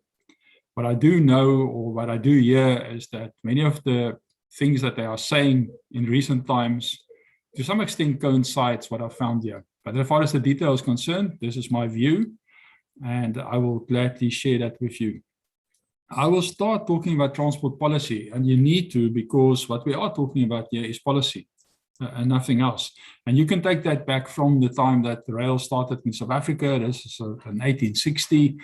You can take it back to the Act of the Union of 1909, where it was said, interestingly enough, explicitly, that the railway should unify South Africa and it should be run like a business. And also we know in the period of time between 1910 and 1975, that is not what happened. It was often a political tool. I look at this history in terms of what I call regulation. It goes from high to low on the x-axis, and I look at the vision of logistics in terms of policy of how we want to integrate the country and integrate the various aspects of logistics. And then the first major event was from 1975. There was a transport policy group that talked about the commercialization of the railway. From there, the De Villiers report that talked about the regulation and the formation of Transnet, moving away from regulation to some extent, looking more at integrative way of looking at the world. There was a transport white paper immediately after democratization in South Africa. So had a vision of transport for all. They started looking at things like corridors. If you look at moving South Africa, the National Freight Logistics Strategy and NatMap. So all of this was positive developments, I think, and then there was investments in Transnet and Sanral. A lot of work has been done there, but also a lot of not 100% incorrect work, and I'll talk to that. In the last decade, what we've seen from the DOT is much more fragmentation And one of the reasons that I see for that is what I call not enough evidence-based planning and not enough evidence-based policy. We've seen little policy direction from the DOT, which is quite sad if I look at it over the last period of time because of the lack of evidence, lack of information. And we see because of that also certain things that's not been solved. We haven't solved cross-subsidization. We've spoken about it just now when we talked about ports, we talked about the railway, the cross-subsidization there. We've not solved the cross-subsidization on the roadside, where private passenger cars actually subsidize freight. There's not enough intermodal focus in South Africa, and I'll talk about it as well. And from the rail positive perspective, not enough focus on corridors. So there was a lack of implementation of what the various is foreseen, but all of those reports is foreseen, and that is quite sad, and that is actually now caught up with us. In terms of just very quickly, this is, if you're a scientist to some extent, you say how you've done stuff. I will only spend 1 or 2 slides on that. We have a freight demand model that we run for South Africa. We've done it for the last 15 years. It's got a very, very robust technology behind it that works extremely well. And for this specific work, I did go and talk to people. I spoke to 17 private sector people. It doesn't sound like a lot. Most of them extremely senior people that gave me fantastic feedback. But what we are doing, also, I spoke to senior people at Transnet, the DPE, even with the Director General of the DOT himself on that level. And I tried to synthesize this to come to some sort of a view of the current state of rail in South Africa and how it should perhaps be restructured. I asked that question very specifically. I'll just do one slide on the FDM, the freight demand model. It looks at South Africa. It looks about 400 districts in South Africa. We've done the same in sub-Saharan Africa. It works extremely well. And for the Western Cape, we have a specific focus living here. We've done the same work for India and Kolkata, the city in India, and Mongolia, the same. All of these countries, Uzbekistan as well, and we're busy at the Horn of Africa at the moment, got very specific characteristics. All I'm trying to say here, very, very robust technology that we've used that looks at costs on the flow level. All the other activities, as far as logistics is concerned, we even consider externalities around this. A very integrative type of way for South Africa. We use the 400 provinces. We look at various origins and destinations. From that, we base flows. And we use that flows to actually develop a huge amount of detailed information for South Africa. It's a lot of work, but it tells us stuff. And that is what I want to share with you from now. As far as freight demand is concerned, there's various ways of looking at it. And we do that for all countries where we work. The world has got about a GDP of 80 trillion. And it's got a surface freight volume of about 32 trillion. That means if ton kilometers is an input into the world economy, the world will get about $2.30 for every ton kilometer. I would call that opbrengs in Afrikaans, the yield of ton kilometers. For Africa, it's only 70 cents. For India, it's got it there. It's just an example. It's about 60 cents. That is a huge problem. It means we need much more on average ton kilometers than the rest of the world. Give you an idea, our GDP is about 0.4% of the world, but our surface land mass is 0.8%. So we're a more sparsely populated country, if you think about it, and also a sparsely populated GDP. Our ton kilometers is 1.1%. So we just need more of this stuff if you compare it to the rest of the world. That already talks about the most efficient transport solutions that we can find. It is so critical and so important. There's another way of looking at it. If we 0.4% of the world GDP, we actually got 2% of the world's rail network. It's got problems. It's narrow gauge, which is another problem that one can talk about. I'm not going to do that today. But it's not as if we don't have enough of a network. In fact, and I'll come back to that, we've got too much of a network. Our rail network should be smaller and not bigger, which will solve a lot of problems. And I'll come back to that and what I mean with that. So I look at it, that was demand. So what we figured out from that, we need a lot of freight, which is a problem. How do we supply this? Interestingly enough, let me just start by looking at South Africa's truck fleet. The black line there is the GDP of South Africa. The red line is our heavy trucks. So we get more trucks relative to GDP over time in the last 15 years or so. The blue line is our heavy trailers, which is growing faster than trucks. It talks about a very efficient transport system in South Africa. We've done a lot of work in terms of where the most cost is lost in South Africa. It's not actually a road rail story, which is an important one, and I'll come back to that. But a lot of time, a lot of cost in South Africa is lost because of depot turnaround time. Trucks arriving, not being processed at depots, taking a long time to be offloaded and so on. The growth in trailers faster than trucks tells me a lot of focus on efficiency, maybe loading trucks, loading trailers before the horse arrives, saving time, making more money, being more efficient. So, but in general, our truck fleet and the trailers is growing faster than GDP. I can look at rail market share over time. I use a proxy for that, going back all the way to 1937. We all know this, but we can see it. We've probably lost about 40% of all mining over this period of time. It's a long period of time. And about 80% of all agriculture manufacturing freight on rail has been lost over this period of time, from between the two world wars up to now. We had some hope when we started this work in 2006 that the situation will improve. This is a rail market share trend, especially with some investments that started in the time of Maria Ramos, the more, I would say, streamlining of the transport sectors of Transnet. And sadly, though, in the last 6 or 7 years, we've not seen an improvement as we expected. And rail market share, this is rail market share on corridors, keeps on declining. We need to stop that, and I'm going to talk about that. I need to have a quick discussion about, it looks like a very busy slide, but I need to have a quick discussion about market share. It seriously makes me cross when people at the DOT, for instance, and other people in the country refers to market share.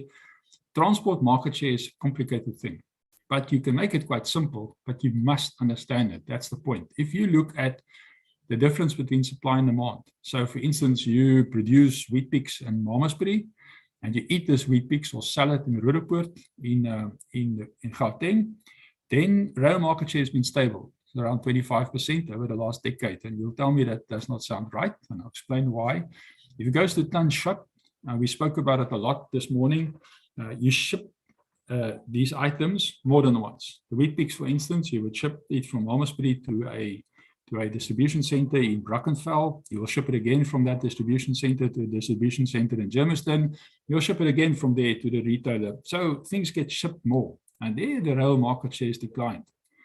And it's declined in terms of shipments because rail is not properly inserted into the value and supply chains of South Africa. If rail was doing the long distance haul of that shipment that I've just described, that figure would have stayed the same. But rail has actually been excusing itself and moving away from being a part of South African supply chains, which is a big problem. This includes the freight that flows, for instance, from the port of Durban to Gauteng. There's an example of that. There's more shipments behind it, but it's been losing it. If you look at ton kilometers, rail's doing okay. Why? We know why, because of export mining. Rail has been pushing that, and it's helps the balance sheet to some extent and the income statement of rail, not enough. There it remains stable for that reason. But if you take the export minerals out of the picture, rail has actually dropped.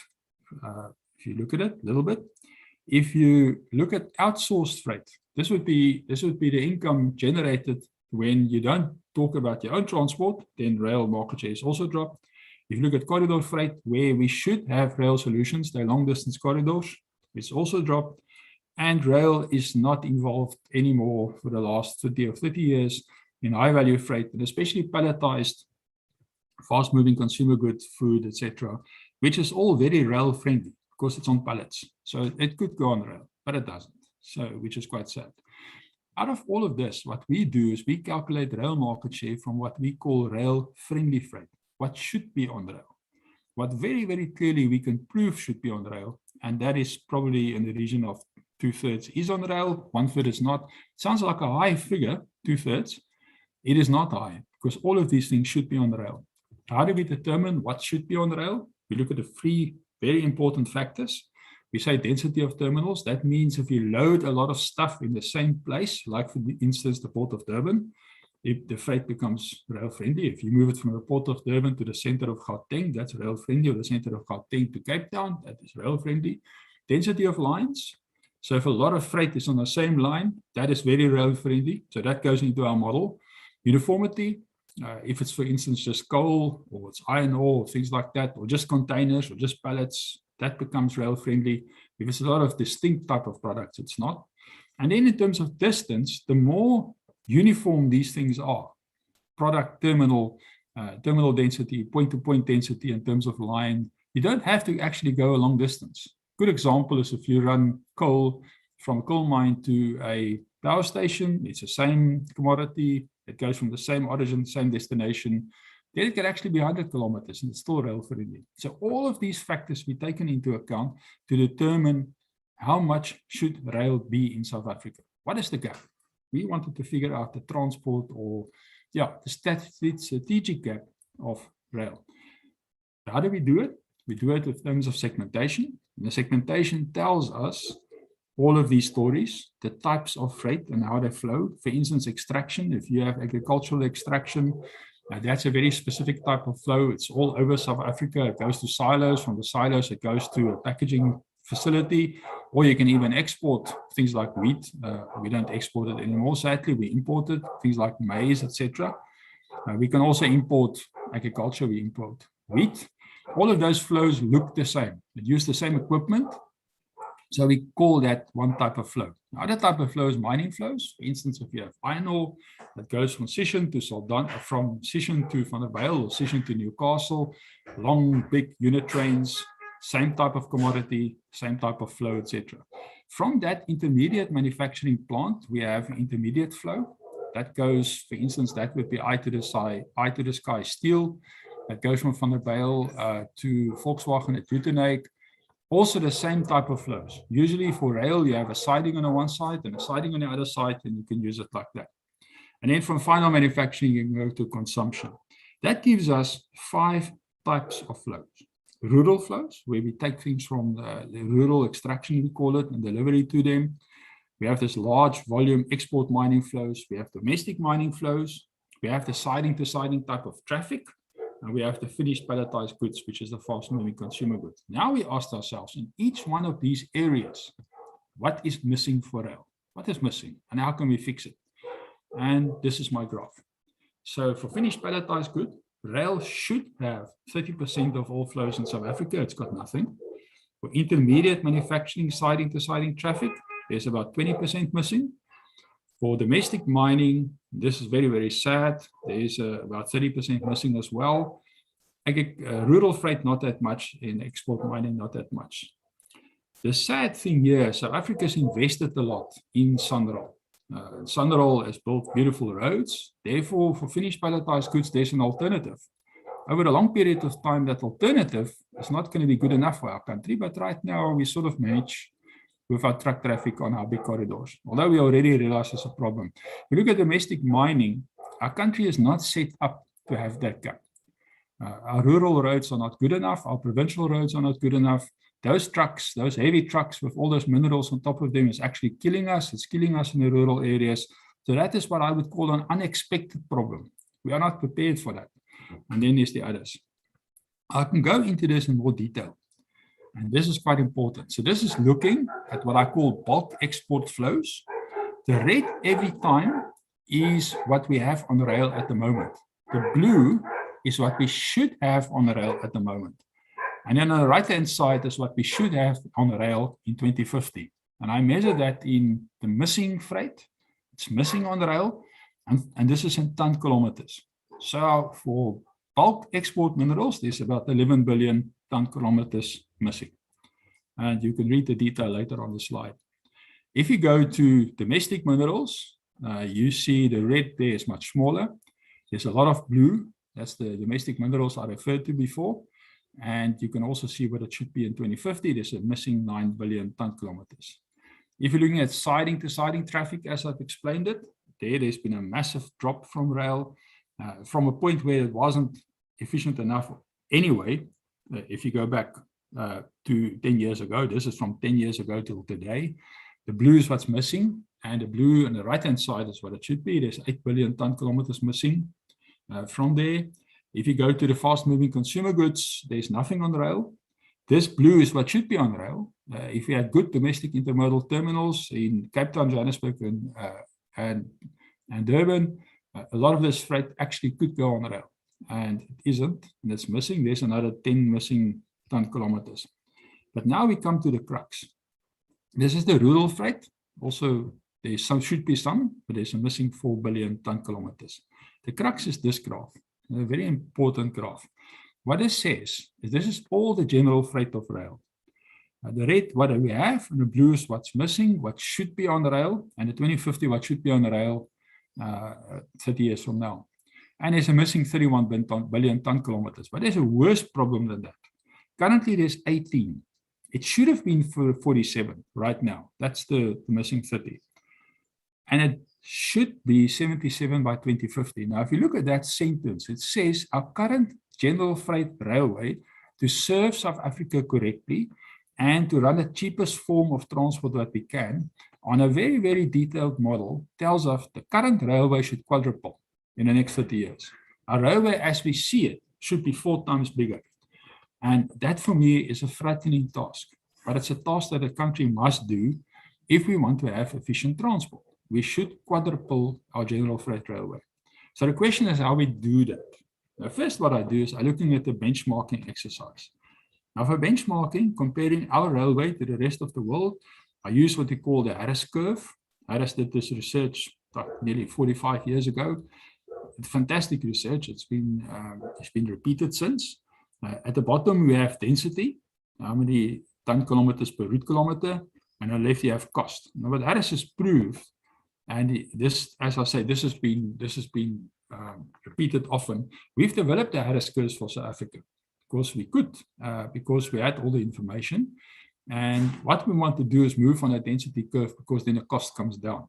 So the question is, how did we perform? And by the way, the only outliers that Harris had was urban railways. You can see them there, those triangles. So how did we improve over time? And this is also possible. We could go back to 1928. So in 1928, we were at 0.5 on that Harris curve. That means 500,000 ton kilometers per route kilometer. So for every route of mile, as the Americans say, route or road, or every kilometer of rail that we had, we moved 0.5 million ton kilometers. USI at that stage were better than us at 1.5. If you go down to where we are today, 2019, when we did this, Africa improved to 7 and the USA to 16. Importantly, though, we went from 0.5 to 7, which means 14 times better, which the Americans did not have that improvement. So we improved more than the Americans, and you can see it in this graph where I've indexed it. And you'll see the red line is South Africa and the dotted line is America. We've improved more. Actually, we've done quite well as far as density for our whole network is concerned. But the reason for that is, if you go back to 1928 again, you get to 0.5, you will see till 1976, it went to 3.2. There's a reason why I picked 1976, because that's when we installed the iron ore line and the coal line, and that is exceptional densities. Absolutely exceptional, world-class, the best in the world in terms of iron ore and coal. You go to our general freight business, it does not improve at all. Does not improve at all. So if you do that, it looks like this. If I index it, the red line is the coal line, the blue line is the iron ore line, and you would see in terms of the green line, we have completely not make it. And that green line also says something else. I call it railway cancer.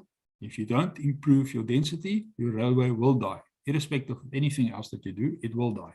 You need more ton kilometers per route kilometer. More trains over the same network all the time. And I'll come back to that, what the problem is. So if you look at that on this graph, the USA has improved to 16. South Africa's red, 2019, GFB is there. We've made no movement, and that's the railway cancer that I talk about. If you index it, you can see it here. The green line there is South Africa, the dotted line is America. And that's why we fell so far behind. We need to fix it. You can even look at it if you disaggregate this on the left, route kilometers, on the right, ton kilometers. There's a reason why I do it. We should look like Russia, India, and China. We are a development state. So we should have, on the right-hand side, improved our ton kilometers, which improved density, and we didn't do it. You can also look at the black line. That is ton kilometers. And the gray line is GFB, and you can see the massive, massive gap that we see there. But we know this. And by the way, I just always tell people the countries in this comparison is 93% of global ton kilometers. I hate it if people come and they compare our railway with I've seen that in one of the DOT policy documents many, many years ago with the Luxembourg railway or something like this. This is the railways that we should compare to. They are the important railways in the world. So during this process, as I said, I also went and talked to the private sector. And I have one slide, because what I could hear that the private sector tells me, and what everybody that's probably listening today to me could confirm, is the despondency, as I say, it's palpable. People are just fed up. They want the railway to improve, and it's not. And what I'm calling it is the gap is a supply gap. 10, 15 years ago, when I said there's going to be a huge demand for railway, people didn't always agree with me. Many people around the table today will tell me if we give them a railway, they will use it. So the demand gap is not there. People want a railway to work, and they want it to be there, but it's not there. So it's a supply gap. It's not being supplied to them. There were some problems with vandalism. The people, very senior people, understood that one of the big problems that railway have today of not supplying cranes is because of all the vandalism on and around the railway lines. People did not expect anything from DOT.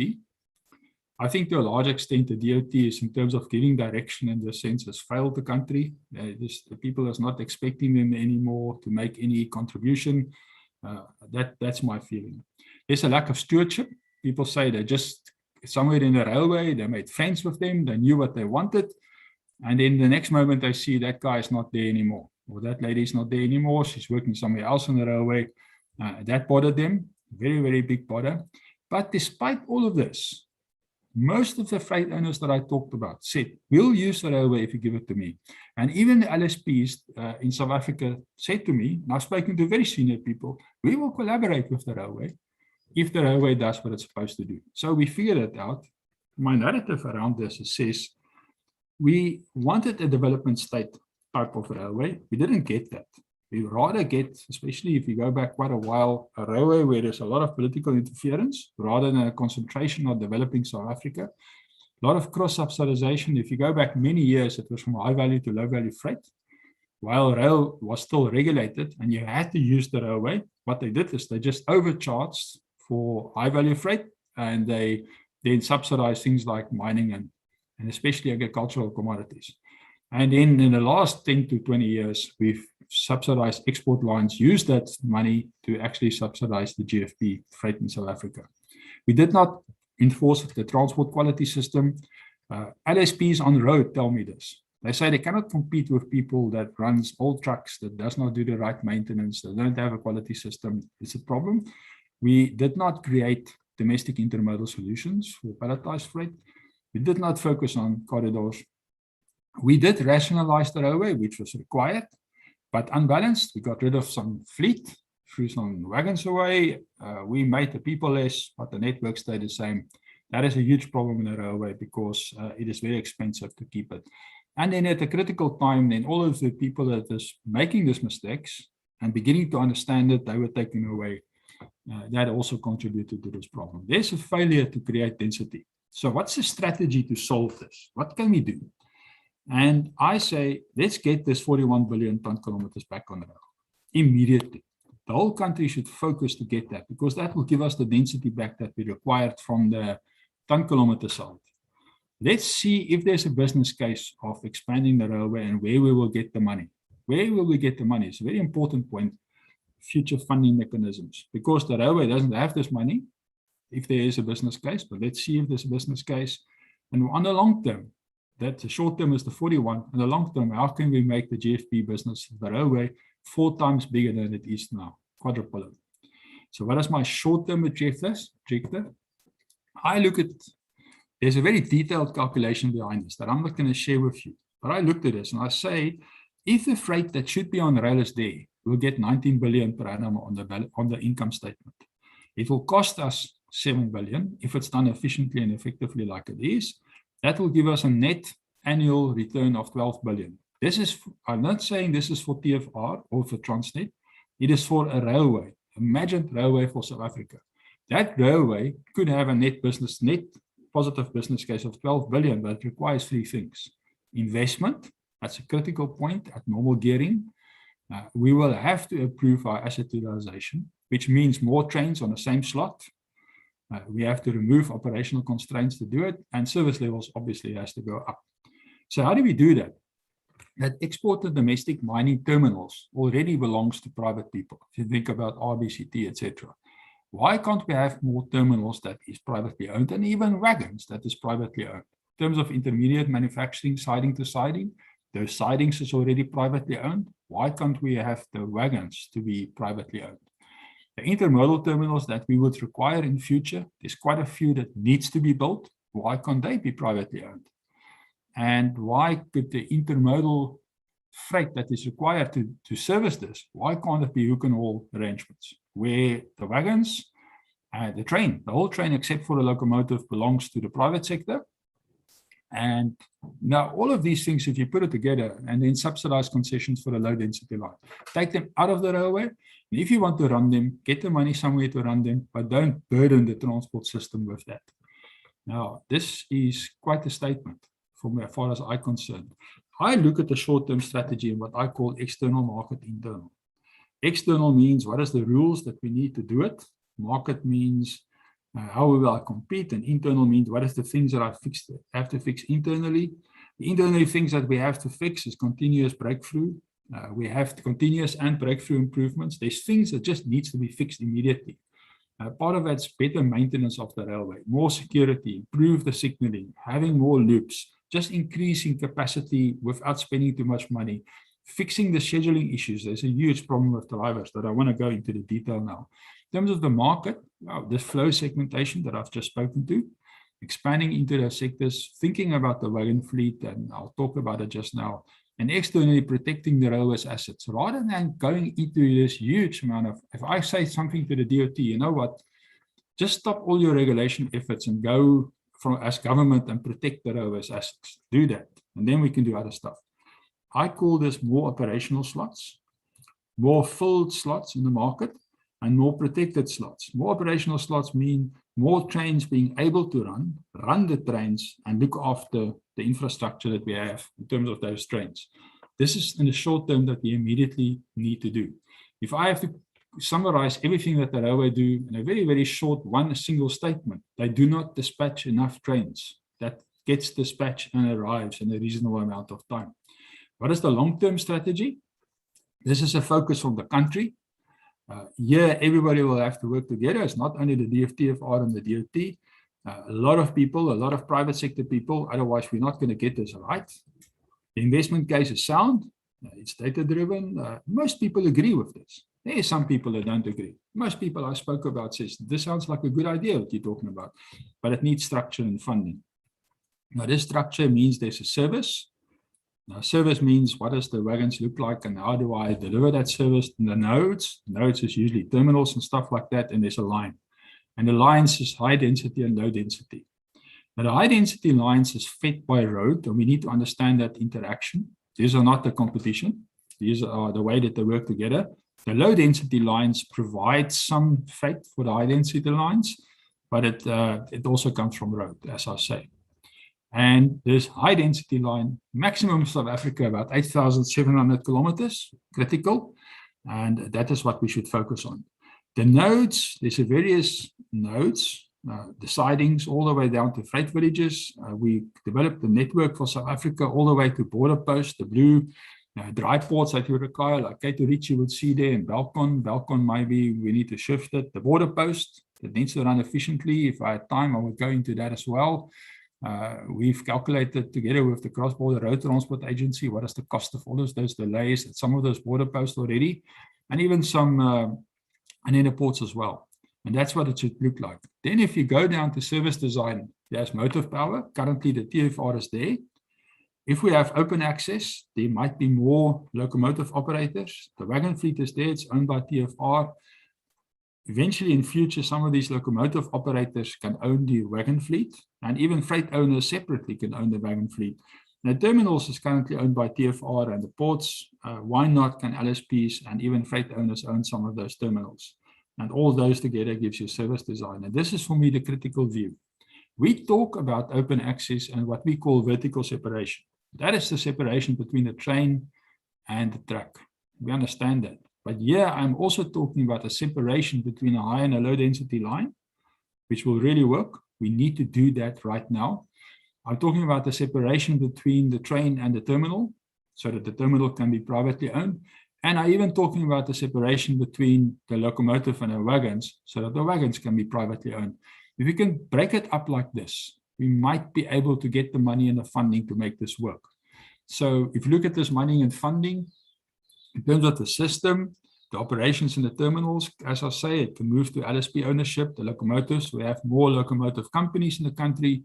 In terms of infrastructure, government will also have to play a role there. And we can have a detailed discussion about that in terms.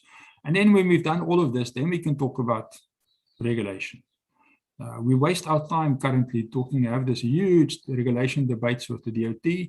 There's a railway to fix. There's not a railway to be regulated as far as this is concerned. So for me, the next steps, let's get that asset utilization going. Let's have the sectoral strategies going. And then the only disruption here should be to reach this goal. The rest we do in parallel. We ring fence the railway, and the top leadership that we currently have for railway, let's hold them accountable for this missing 41 billion ton kilometers. While in parallel, we have work streams that talk about this hook and haul arrangements, open access, those solutions that I spoke about. They also should happen as soon as possible, but I'm talking about 2 work streams here. Just in summary, in the report, when you read it, I summarized it in 7 things. The one is in terms of governance. We should have development goals, but at the same time, business objectives. So that's possible. If you read the report, you'll see. We should have a return to conscious competence with leadership, which we currently don't have. People are sort of given up from all walks of life. We should have this development state ideals that balance development and profit. Our regulatory capacity, the DOT, is just not there. We have a production of loose standing documents that does not really solve this problem. We need to significantly up that if in future we want the regulation for rail. Our rail ethos should come back in South Africa. I have friends that they study for mechanical engineering, and I say, go and work for the railway. No, not the railway, they say. If you go to Germany, that would be the best job that you can get, because the railway is significant in countries like that. And we need market intelligence to do that. That is the next steps for me. My last slide, I just want to say this. If we don't know a lot, that's the degree of certainty if it's low. And then our degree of agreement is also low. And that's anarchy. We never agree about anything. But the more we start to know things and share things and get certainty about what our strategy should be and really agree with each other, then it becomes quite simple. And that is what I hope for this country. That with evidence-based planning, we can improve things going into the future. Jung has said, where wisdom reigns, there's no conflict between thinking and feeling. Thank you. Sure. Thank you, Prof. Jan. We definitely share your hope. Thank you for sharing this concerning gap analysis. Surely to collaborate and work together closely to make South Africa work. And thank you very much for sharing this important research with us. We really appreciate that. And I'm quite sure that people will love to engage with you during the panel discussion just now. Thank you very much, Prof.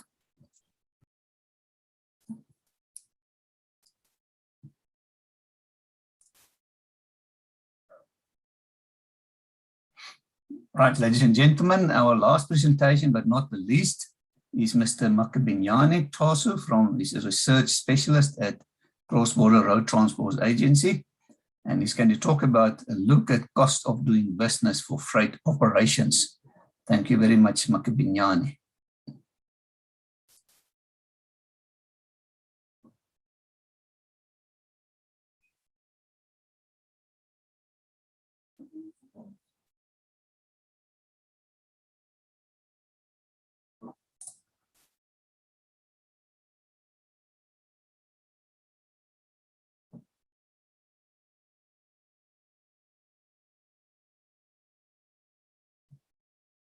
Seems to me he's not on a call, he just joined, so let me quickly give him a call and find out what's going on. Just bear with us.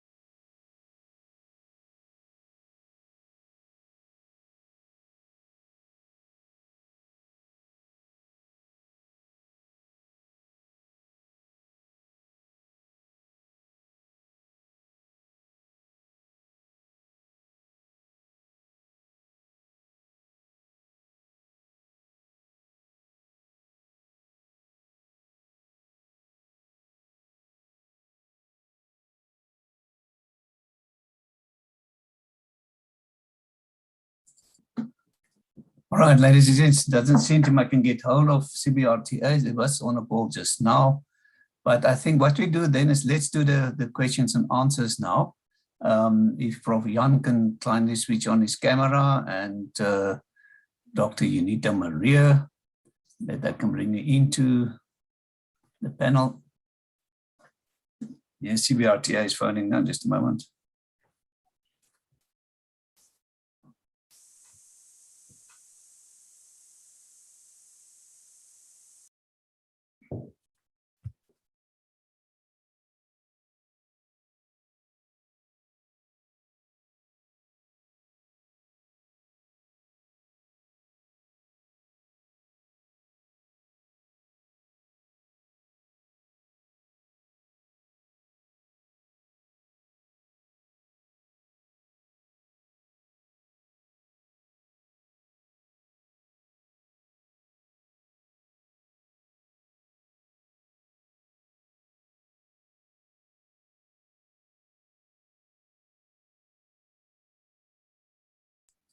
They've just phoned me saying they've got connection problems from CBRTA side, but let's continue with our panel discussion in the meantime. And just do the necessary. Obviously, it will be great if some of the other presenters of this morning, if you want to, join in the panel discussion, it would also be great.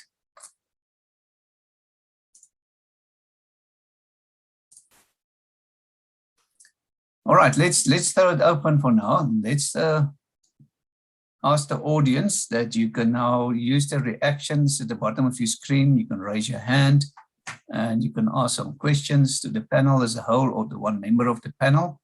The guys on YouTube, you're welcome to text your questions and let's see what we get.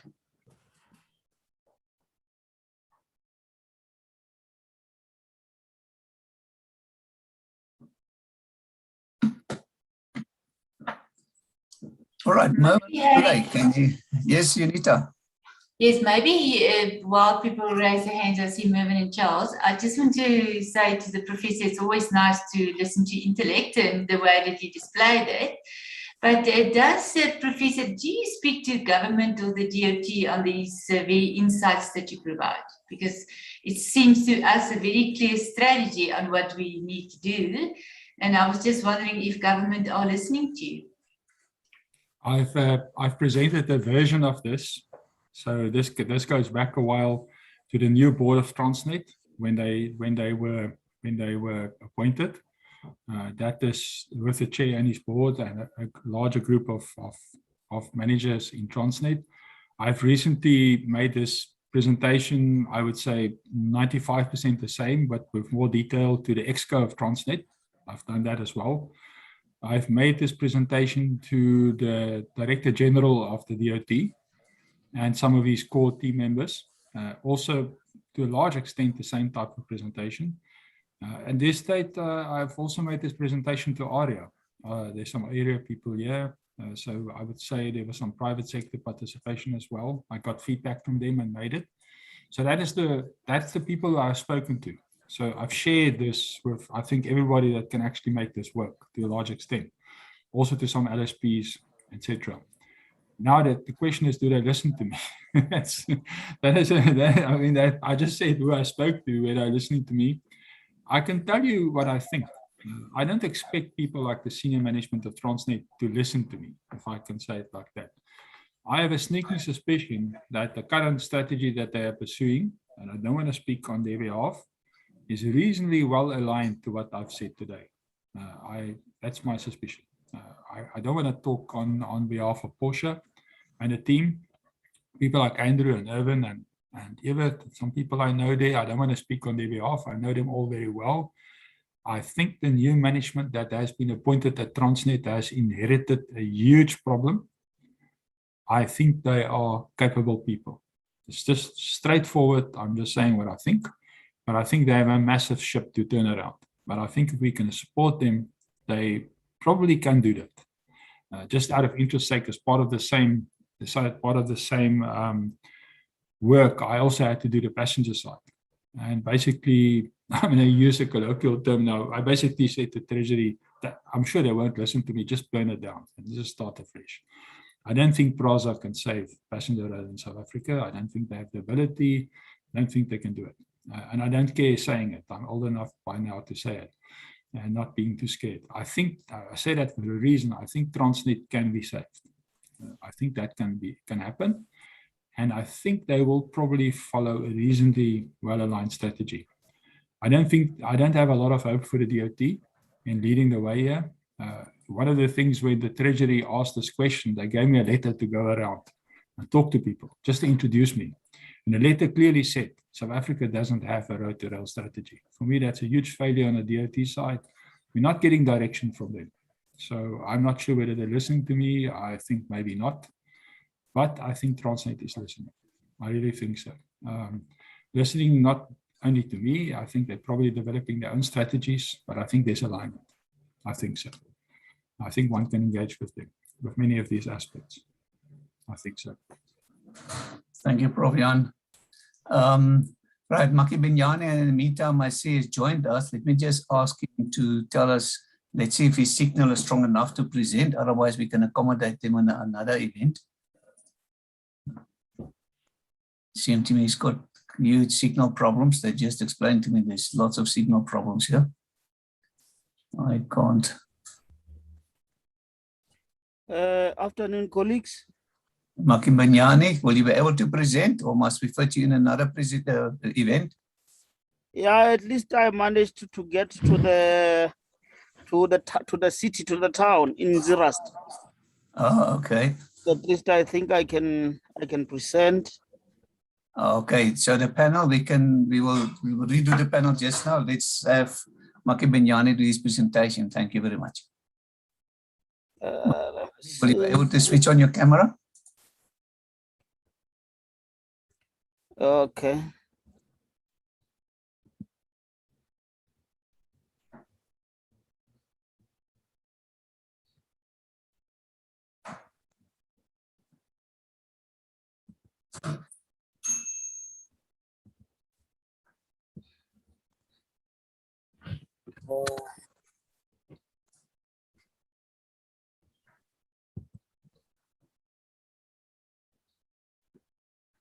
Just slide view, then it's perfect.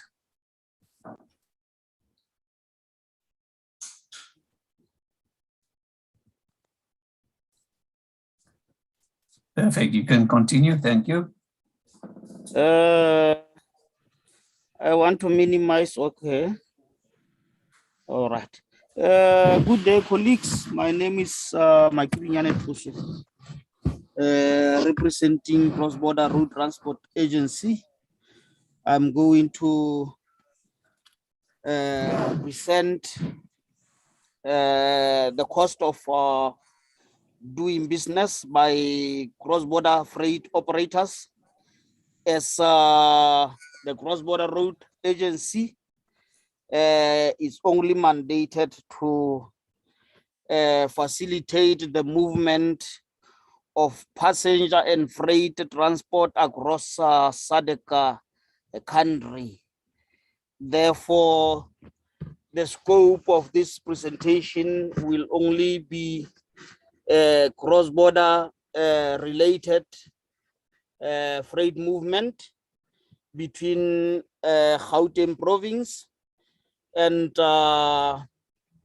Lusaka, Zambia, along the north-south corridor. The outline of the presentation will be introduction and statement problems, purpose, objectives, the model development, factors that affect regulatory stoppages or that affects the cost of doing business. We'll talk about the standing times at that regulatory stoppages, findings, and concluding remarks.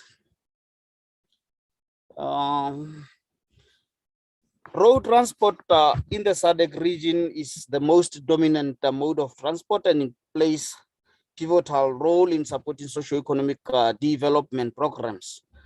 About 90% of our goods are transported across SADC member states by land transport.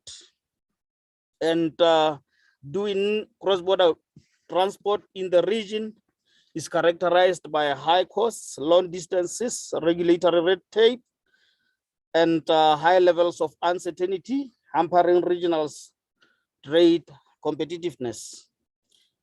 We know along our corridors, our drivers are liable to various kinds of payments, including road user charges, legal and illegal payments along our corridors, and even at our port of entries, at the roadblocks, and even at checkpoints. And this costs and time impose significant constraints on our haulers' ability to trade. They reduce operators' profits, and they also result in increased the price for our consumers. The purpose is to assess the regulatory factors that affect high cost of doing business by cross-border road freight transport along North-South corridor. The objectives to identify variables that can build the cost of doing business model, then to develop the model, collect data, process, and analyze data, then come up with the findings, conclusions, and recommendations. And the research method that has been used was just to gather information through face-to-face interviews and telephonically from our operators or our transport haulers and the drivers. This three variable model is just an sort of an in-house model that can be used by individual operators. The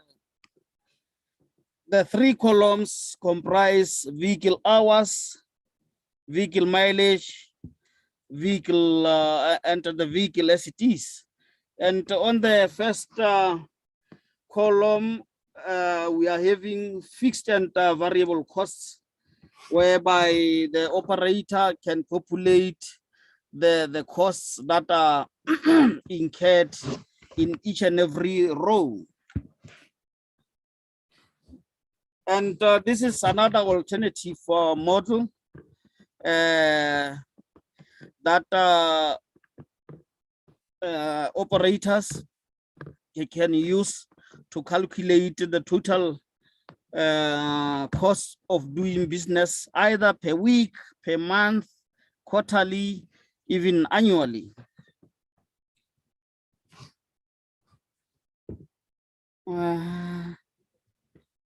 Here we are talking about the distance, time, and regulatory factors. In this study, on average, each cross-border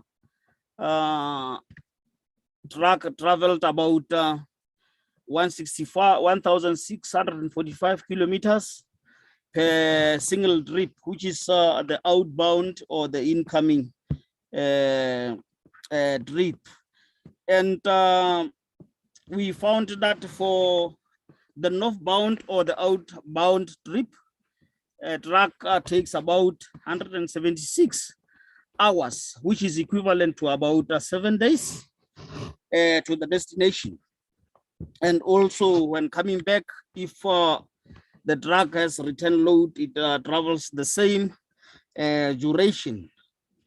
So we can see that if a truck travels 1,645 kilometers in 176 hours, then it tells us that that truck travels about 9.35 kilometers per hour, which is the lowest speed of the truck that can assist our country and our region to grow the economy. So along our corridors, we know that we've got regulatory factors that affect the cost of doing business, which are roadblocks. We know at our roadblocks, for example, between Gauteng and the first toll gate along N1, we sometimes experience uncoordinated roadblocks. You find about 4 to 5 regulatory agencies, which can be the National Transport Police, Provincial Police, cross-border, and others, and conducting uncoordinated roadblocks that are also affecting the cost of doing business by our operators. The way bridges are other facilities that are also characterized with those delays or standing times that affects the cost of doing business. And we also have the border operations, where we are having more stumbling blocks in terms of seamless flow of movement across the countries. Here are the tables that show the segments of the corridors and the time taken at way bridges, calculated in minutes. Between Johannesburg and Musina Beitbridge border post, it takes about 90 minutes for a truck to pass through all those way bridges. Around between Beitbridge border post in Zimbabwe to Chirundu, Zimbabwe, it takes about 60 minutes for a truck to pass through those way bridges. And we can see about 47% of the standing time truckers experience in the South African side, on the northbound.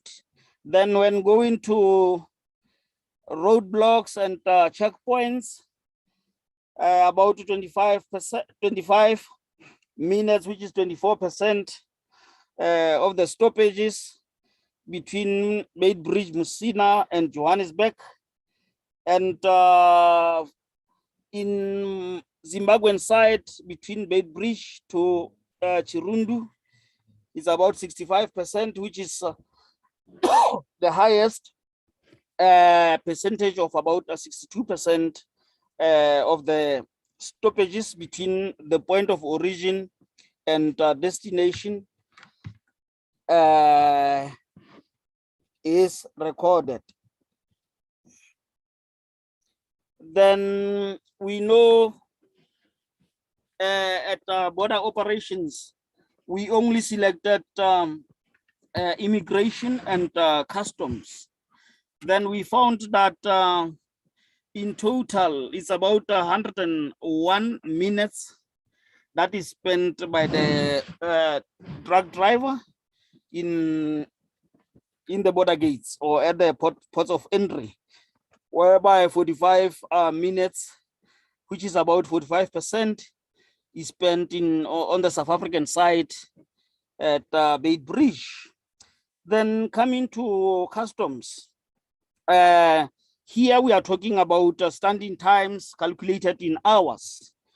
We found that at Beitbridge, about 32 hours is spent by the driver or the truck driver at the border post doing customs related activities or clearance. Then on the Zimbabwean side, it's about 65 hours, which is almost 48% of the standing time between the point of origin to the destination. And at Chirundu, As we know, it's a one-stop border post. On the Zambian side, the truck takes about 39 hours to clear the load or the goods.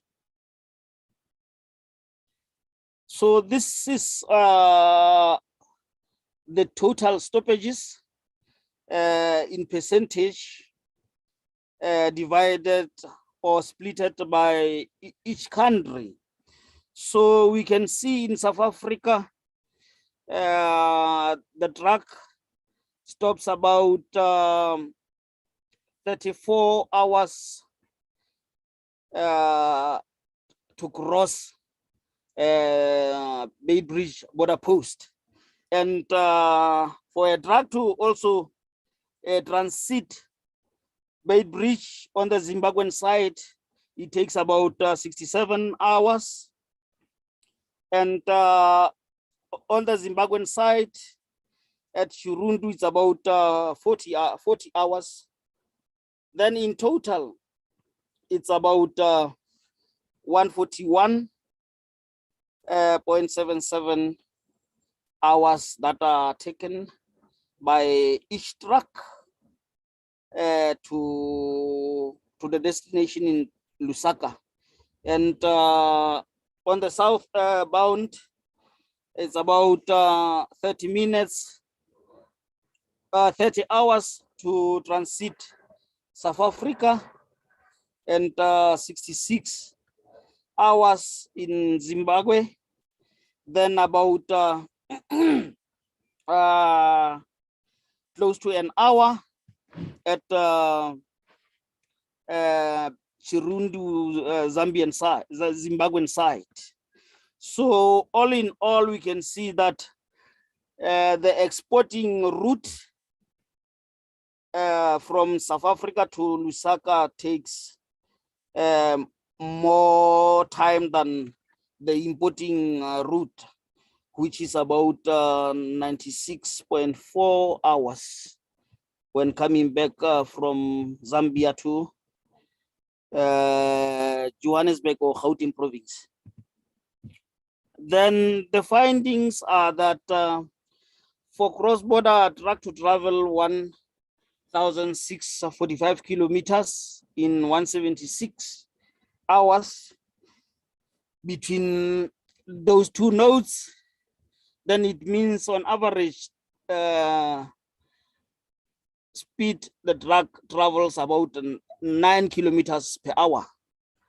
Then we found that 81% of the traveling hours of the cross-border truck is spent idling at the regulatory stoppages that we've already discussed, at way bridges, roadblocks, and at border posts on the northbound.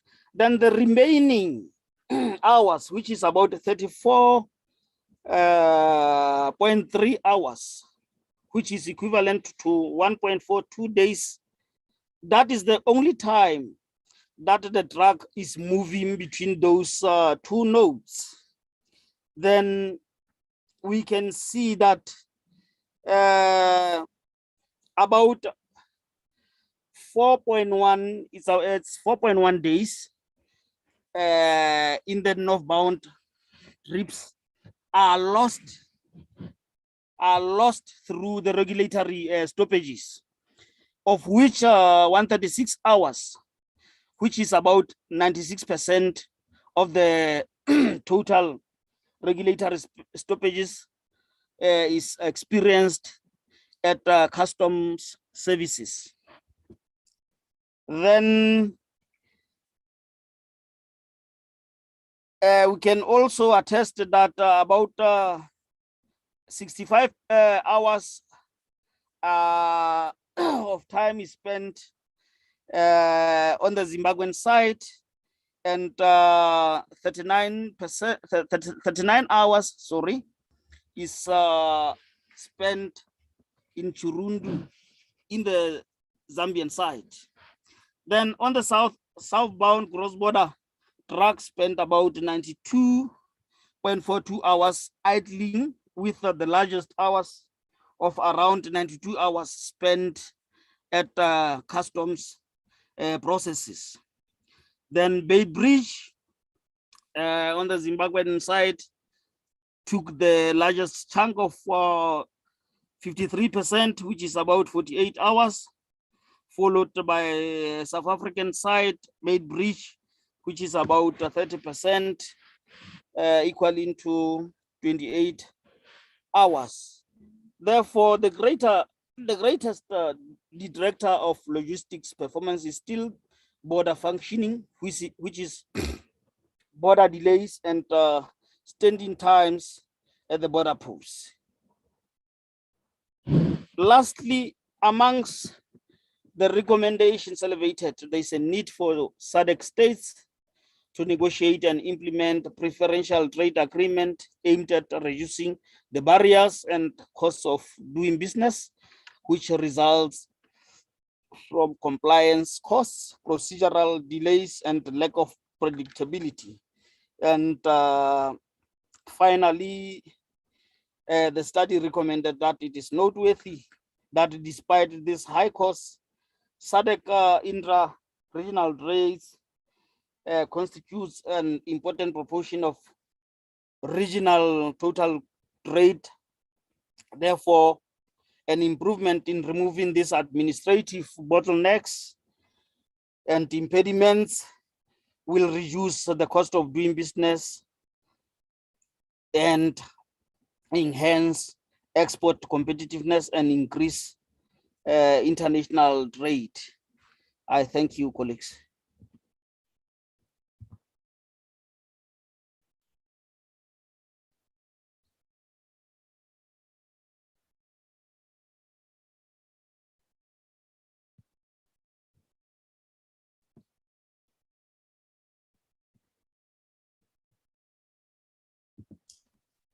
Harry, you muted, so we can't hear you. Sorry, if I can interrupt. Yeah, thank you. Thank you. Thank you very much, Makimbanyani, for sharing this information. We really appreciate this. Obviously, you guys done lots of work and lots of research to get the statistics available. We really appreciate that. Would you please keep your camera switched on so that we can, do the panel discussion now. Can we have Unita and Prof. Jan also switching on their cameras?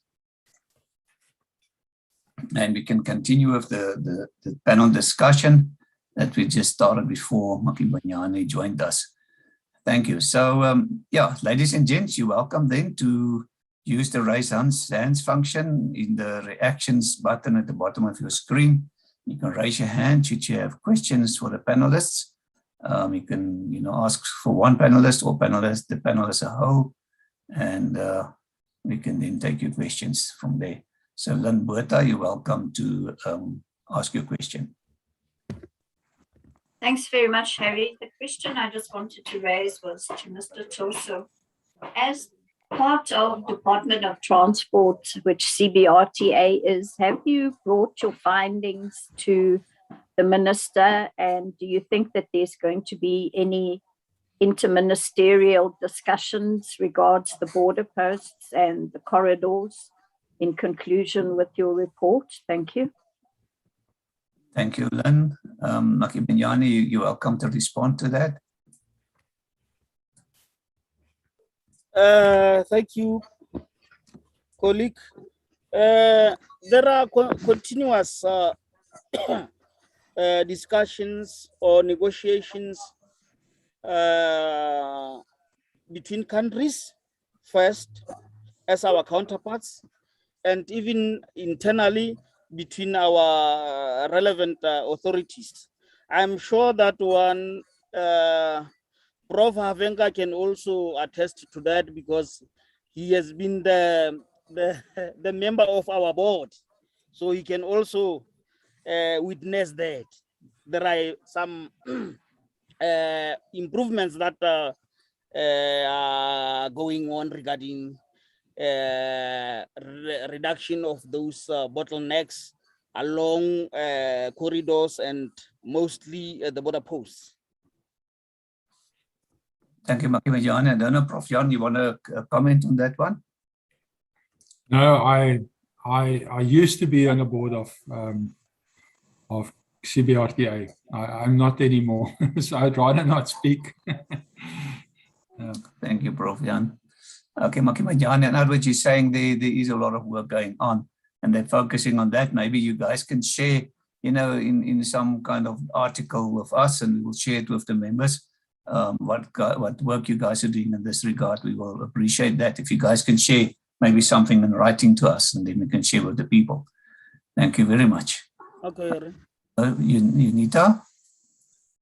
Yes, Harry, this will be, and I don't want to take Dr.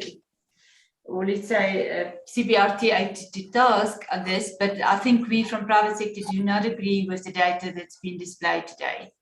And maybe I can raise a couple of scenarios on that. We're not sure how the data is being collected, because currently we get proceed to border. And in the proceed to border over the Beitbridge border, there's truck parks involved and there's other government agencies as well. So currently SARS is the only, and did I rephrase, the only authority that's electronically and that we work on proceed to border. So I'm astonished to see the 32 hours because that we cannot find. And that's why I would definitely encourage CBRTA that they work with private sector, that we segment the data correctly, that we pinpoint where the problem areas are and that we address that. But I think if you take this data and you share with government at large and with private sector, we will not agree because that's not the realities on the ground. So maybe it's something that we take from this webinar, go back, brainstorm a little bit and get to the real bottlenecks and resolve that, because I think it's very dangerous when these statistics go out and it's not verified. That will be my only comment on that, because we do have colleagues that is on the border post and that work on the border post and they do extensive work. And I think it's very important for us to have real accurate data to pinpoint the bottlenecks and to address the bottlenecks heads on and find solutions. So that will be my only comment. Thank you, Harry. Thank you, Unita. So can I be arrogant and suggest that I will connect you guys via email and, you know, to take it further, and then maybe later on in another event, we can give feedback and so on progress. Thank you very much. That will be great. So I'll, Makimanyane, I will then connect you and Unita via email so that we can take the matter further then in terms of, you know, getting the stats sorted. Thank you so much. It will be great. Okay. That's closer collaboration between private sector and government. Great stuff. Thank you very much. All right. So I see Banda's hand's been up for a while. Banda, you're welcome to unmute. Thank you very much. Thank you very much, moderator. Tuso, thank you very much for your report. Can you hear me? Yes, we can. All right. Thank you very much for that report. I'm calling you from Zambia. I've been a member. I've been following all the deliberations, and this makes very good reading, especially on the recommendations from Chirundu. I'll be glad to inform you that I think with the latest pronouncements from the government, your standing time at Chirundu and the movement from Chirundu to Lusaka, even up as far as the Copper Belt, should be reduced now that the government has passed a ruling that there will be no more roadblocks along the line. For those that will be traveling from Chirundu, you will only experience 2 roadblocks. That is the one immediately after Chirundu, and then the one at Kafue Bridge, that is as you enter Kafue on your way to Lusaka. I think it's 3 now. So that will reduce the running time on our cargo. And for exports, well, there's some teething challenges because now exports have been moved inland. So we're still trying to look at what we can do with the ZRA. What it is unlike the situation where a truck could move all the way up to the border for you to do the documentation. Now we will be doing it. If you're in Lusaka, you do it in Lusaka. If you are on the Copper Belt, you do it on the Copper Belt, so the truck will just roll down all the way up to Chirundu and cross on the other side. Thank you very much for the recommendation. Equally, I would want to get your email so that maybe we can share one or two things. Thank you very much. Thank you for that. Thank you, man. Such great news. Amanda, we will share emails with you. That's fine. Thank you very much for this very good news. We heard on our news this side as well that they're going to reduce roadblocks along our corridor. So that is very great news. We're also concerned about a lot of corruption taking place at these roadblocks, and that's very concerning. Yeah. That's good. But that's a thing of the past now. Thank you very much. Yeah, thank you very much. Vers, welcome to ask a question. Thank you very much, Harry, and thanks, Prof. Havenka, for that very insightful presentation. Fully share the sentiments. Rail is such a key economic enabler, particularly for port efficiencies. A lot of the dispatching we do on the land side is obviously on trucks, and the dispatching is done in a sporadic fashion. So there's lots of rehandles, whereas on rail, it's far easier. You can get sequential dispatching and more moves per hour on the landside equipment that we deploy in the ports. Prof, what are the observations, particularly in Durban, we've noticed over the last 3 to 4 years? Is the movement of freight from rail to road, where containers are going into a 30K radius around the port of Durban, they get destuffed, put on taut liners, and then they run to Johannesburg and wherever they need to go in terms of the respective DCs. So I just want to check our endeavors to increase rail consciousness and rail freight tons per kilometer. How will that resonate with this phenomenon of destuffing close to the port precinct and running on taut liners? Yeah, just your thoughts on that. I know also the shipping line regimes that they do apply on the demurrage on the containers will have an impact on that, and perhaps then the shipping lines are also a key stakeholder to bring on board into the road to rail program. Thank you, Prof. Stuffing and destuffing has various reasons why it happened. Some of them is very simply because, for instance, certain companies have their distribution centers way in which it's set up. So they destuff just because they unpack stuff in close to the port and then reassemble certain shipments and send them away. That is one reason. The other reason why it happens is obviously you score 4 tons. If you're going to put this thing on the road, destuff it and put it on the road. We see it as quite sad. Because, for instance, if you have a container that goes to Johannesburg, it's already unitized in such a way that it easily can go on rail. But now by destuffing it, you're actually destroying the unit in which it will become rail friendly, if you keep it like that. Now, to fix that, you will just have to, and it's very simple, the first start would be to run more container trains. I think currently, I'm not sure what the number is, I'm just using it as an example. People there from TPT and so on might know better, but I think where we used to dispatch in a region of maybe in excess of 12, 13 container trains, that dropped to 11. I think we now dispatch probably less than 10 container trains in a movement. So clearly, if it's not going to be on the rail, it's better to unpack the container because then you can put more on the taut line. It just makes more sense. That needs to be fixed. It needs to be fixed. In terms of measurement, quite interesting, in our measurement system, we have a thing called a virtual container. So something that was in a container, it could be in a container, and it's on the corridor, we still measure that so that we understand completely what it is that should shift to rail in our model. We call it a virtual container. It's not in a container anymore, but it should have been in a container. So there's various reasons. If the railway becomes really good, which I hope it will soon, then it could also influence the supply chain factors. Somebody who would destuff something close to the port for supply chain reasons might say, I changed my system and because the railway is so good, and then I will destuff it closer to Johannesburg, etc. A lot of these factors that will play a role there. Thanks. Thank you, Prof. Jan. All right, any other questions for the panel? You know, if I can throw in my 20 cents, which might be very sensitive. I'm always wondering what happened to our the draft white paper for rail, and what's been said in there, because there's been lots of interesting things there, and a lot of us, you know, we've been quite excited about this. But what happened to this? Why is it not happening? I don't know, Prof, if you've got an opinion on this.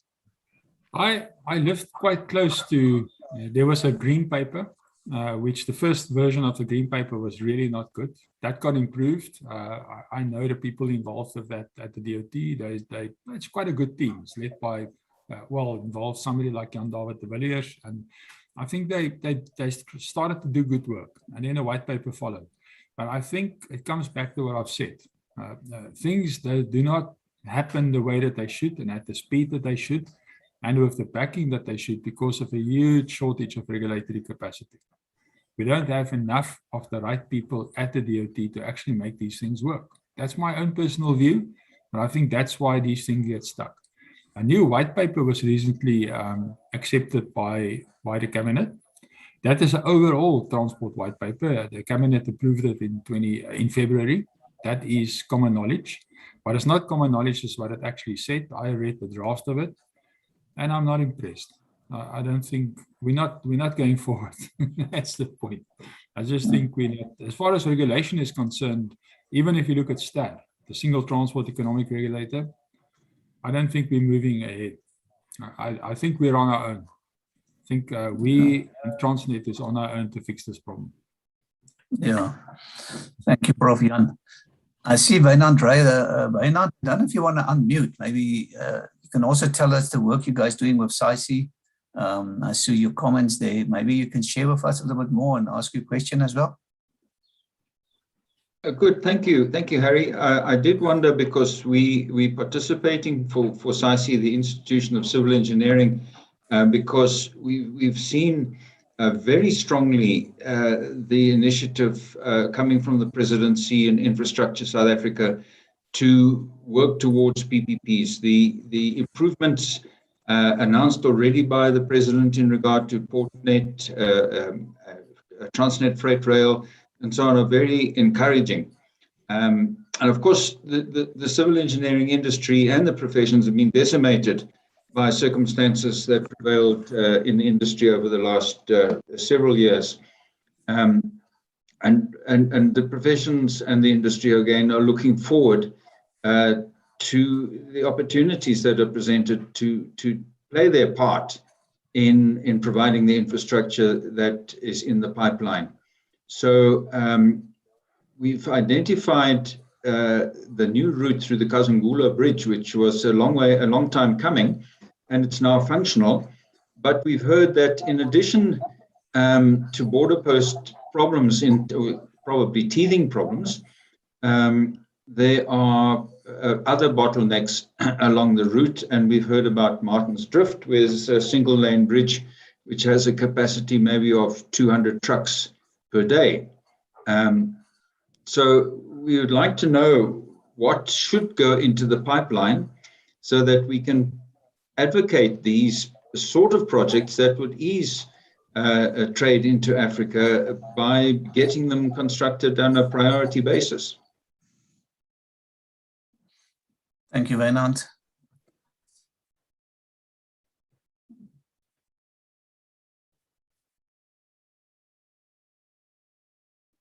Unito, Jan, anybody want to respond to that? Yes, maybe if I can. And Wynand, what we do is, I don't know if you know Mike from PSATA, they're doing the cross-border movement, and they have a team that tracks time and release studies. So we can put you in contact with them, and then they send us to SAR via the BUSA on a weekly basis. What is the times that's been spent on the border post? But they work with a geofencing area, so it depends on how the geofencing has been segmented. And we found a similar problem now currently in Beitbridge, because they include a truck park, and that doesn't give us the correct indications. We work with Barbara Momon, which was the previous MCLI, that helping us now to segment the N4 Lebomba border post into different areas to identify the bottlenecks. So I think if Harry can put us in contact with you, we would like working and share information, and then you can get the indication of what's happening in the logistics underground, and that will probably enlighten your decision making in a better structure, in a better way. I will gladly connect you, Wynand, if you're comfortable. Yeah, thanks for that.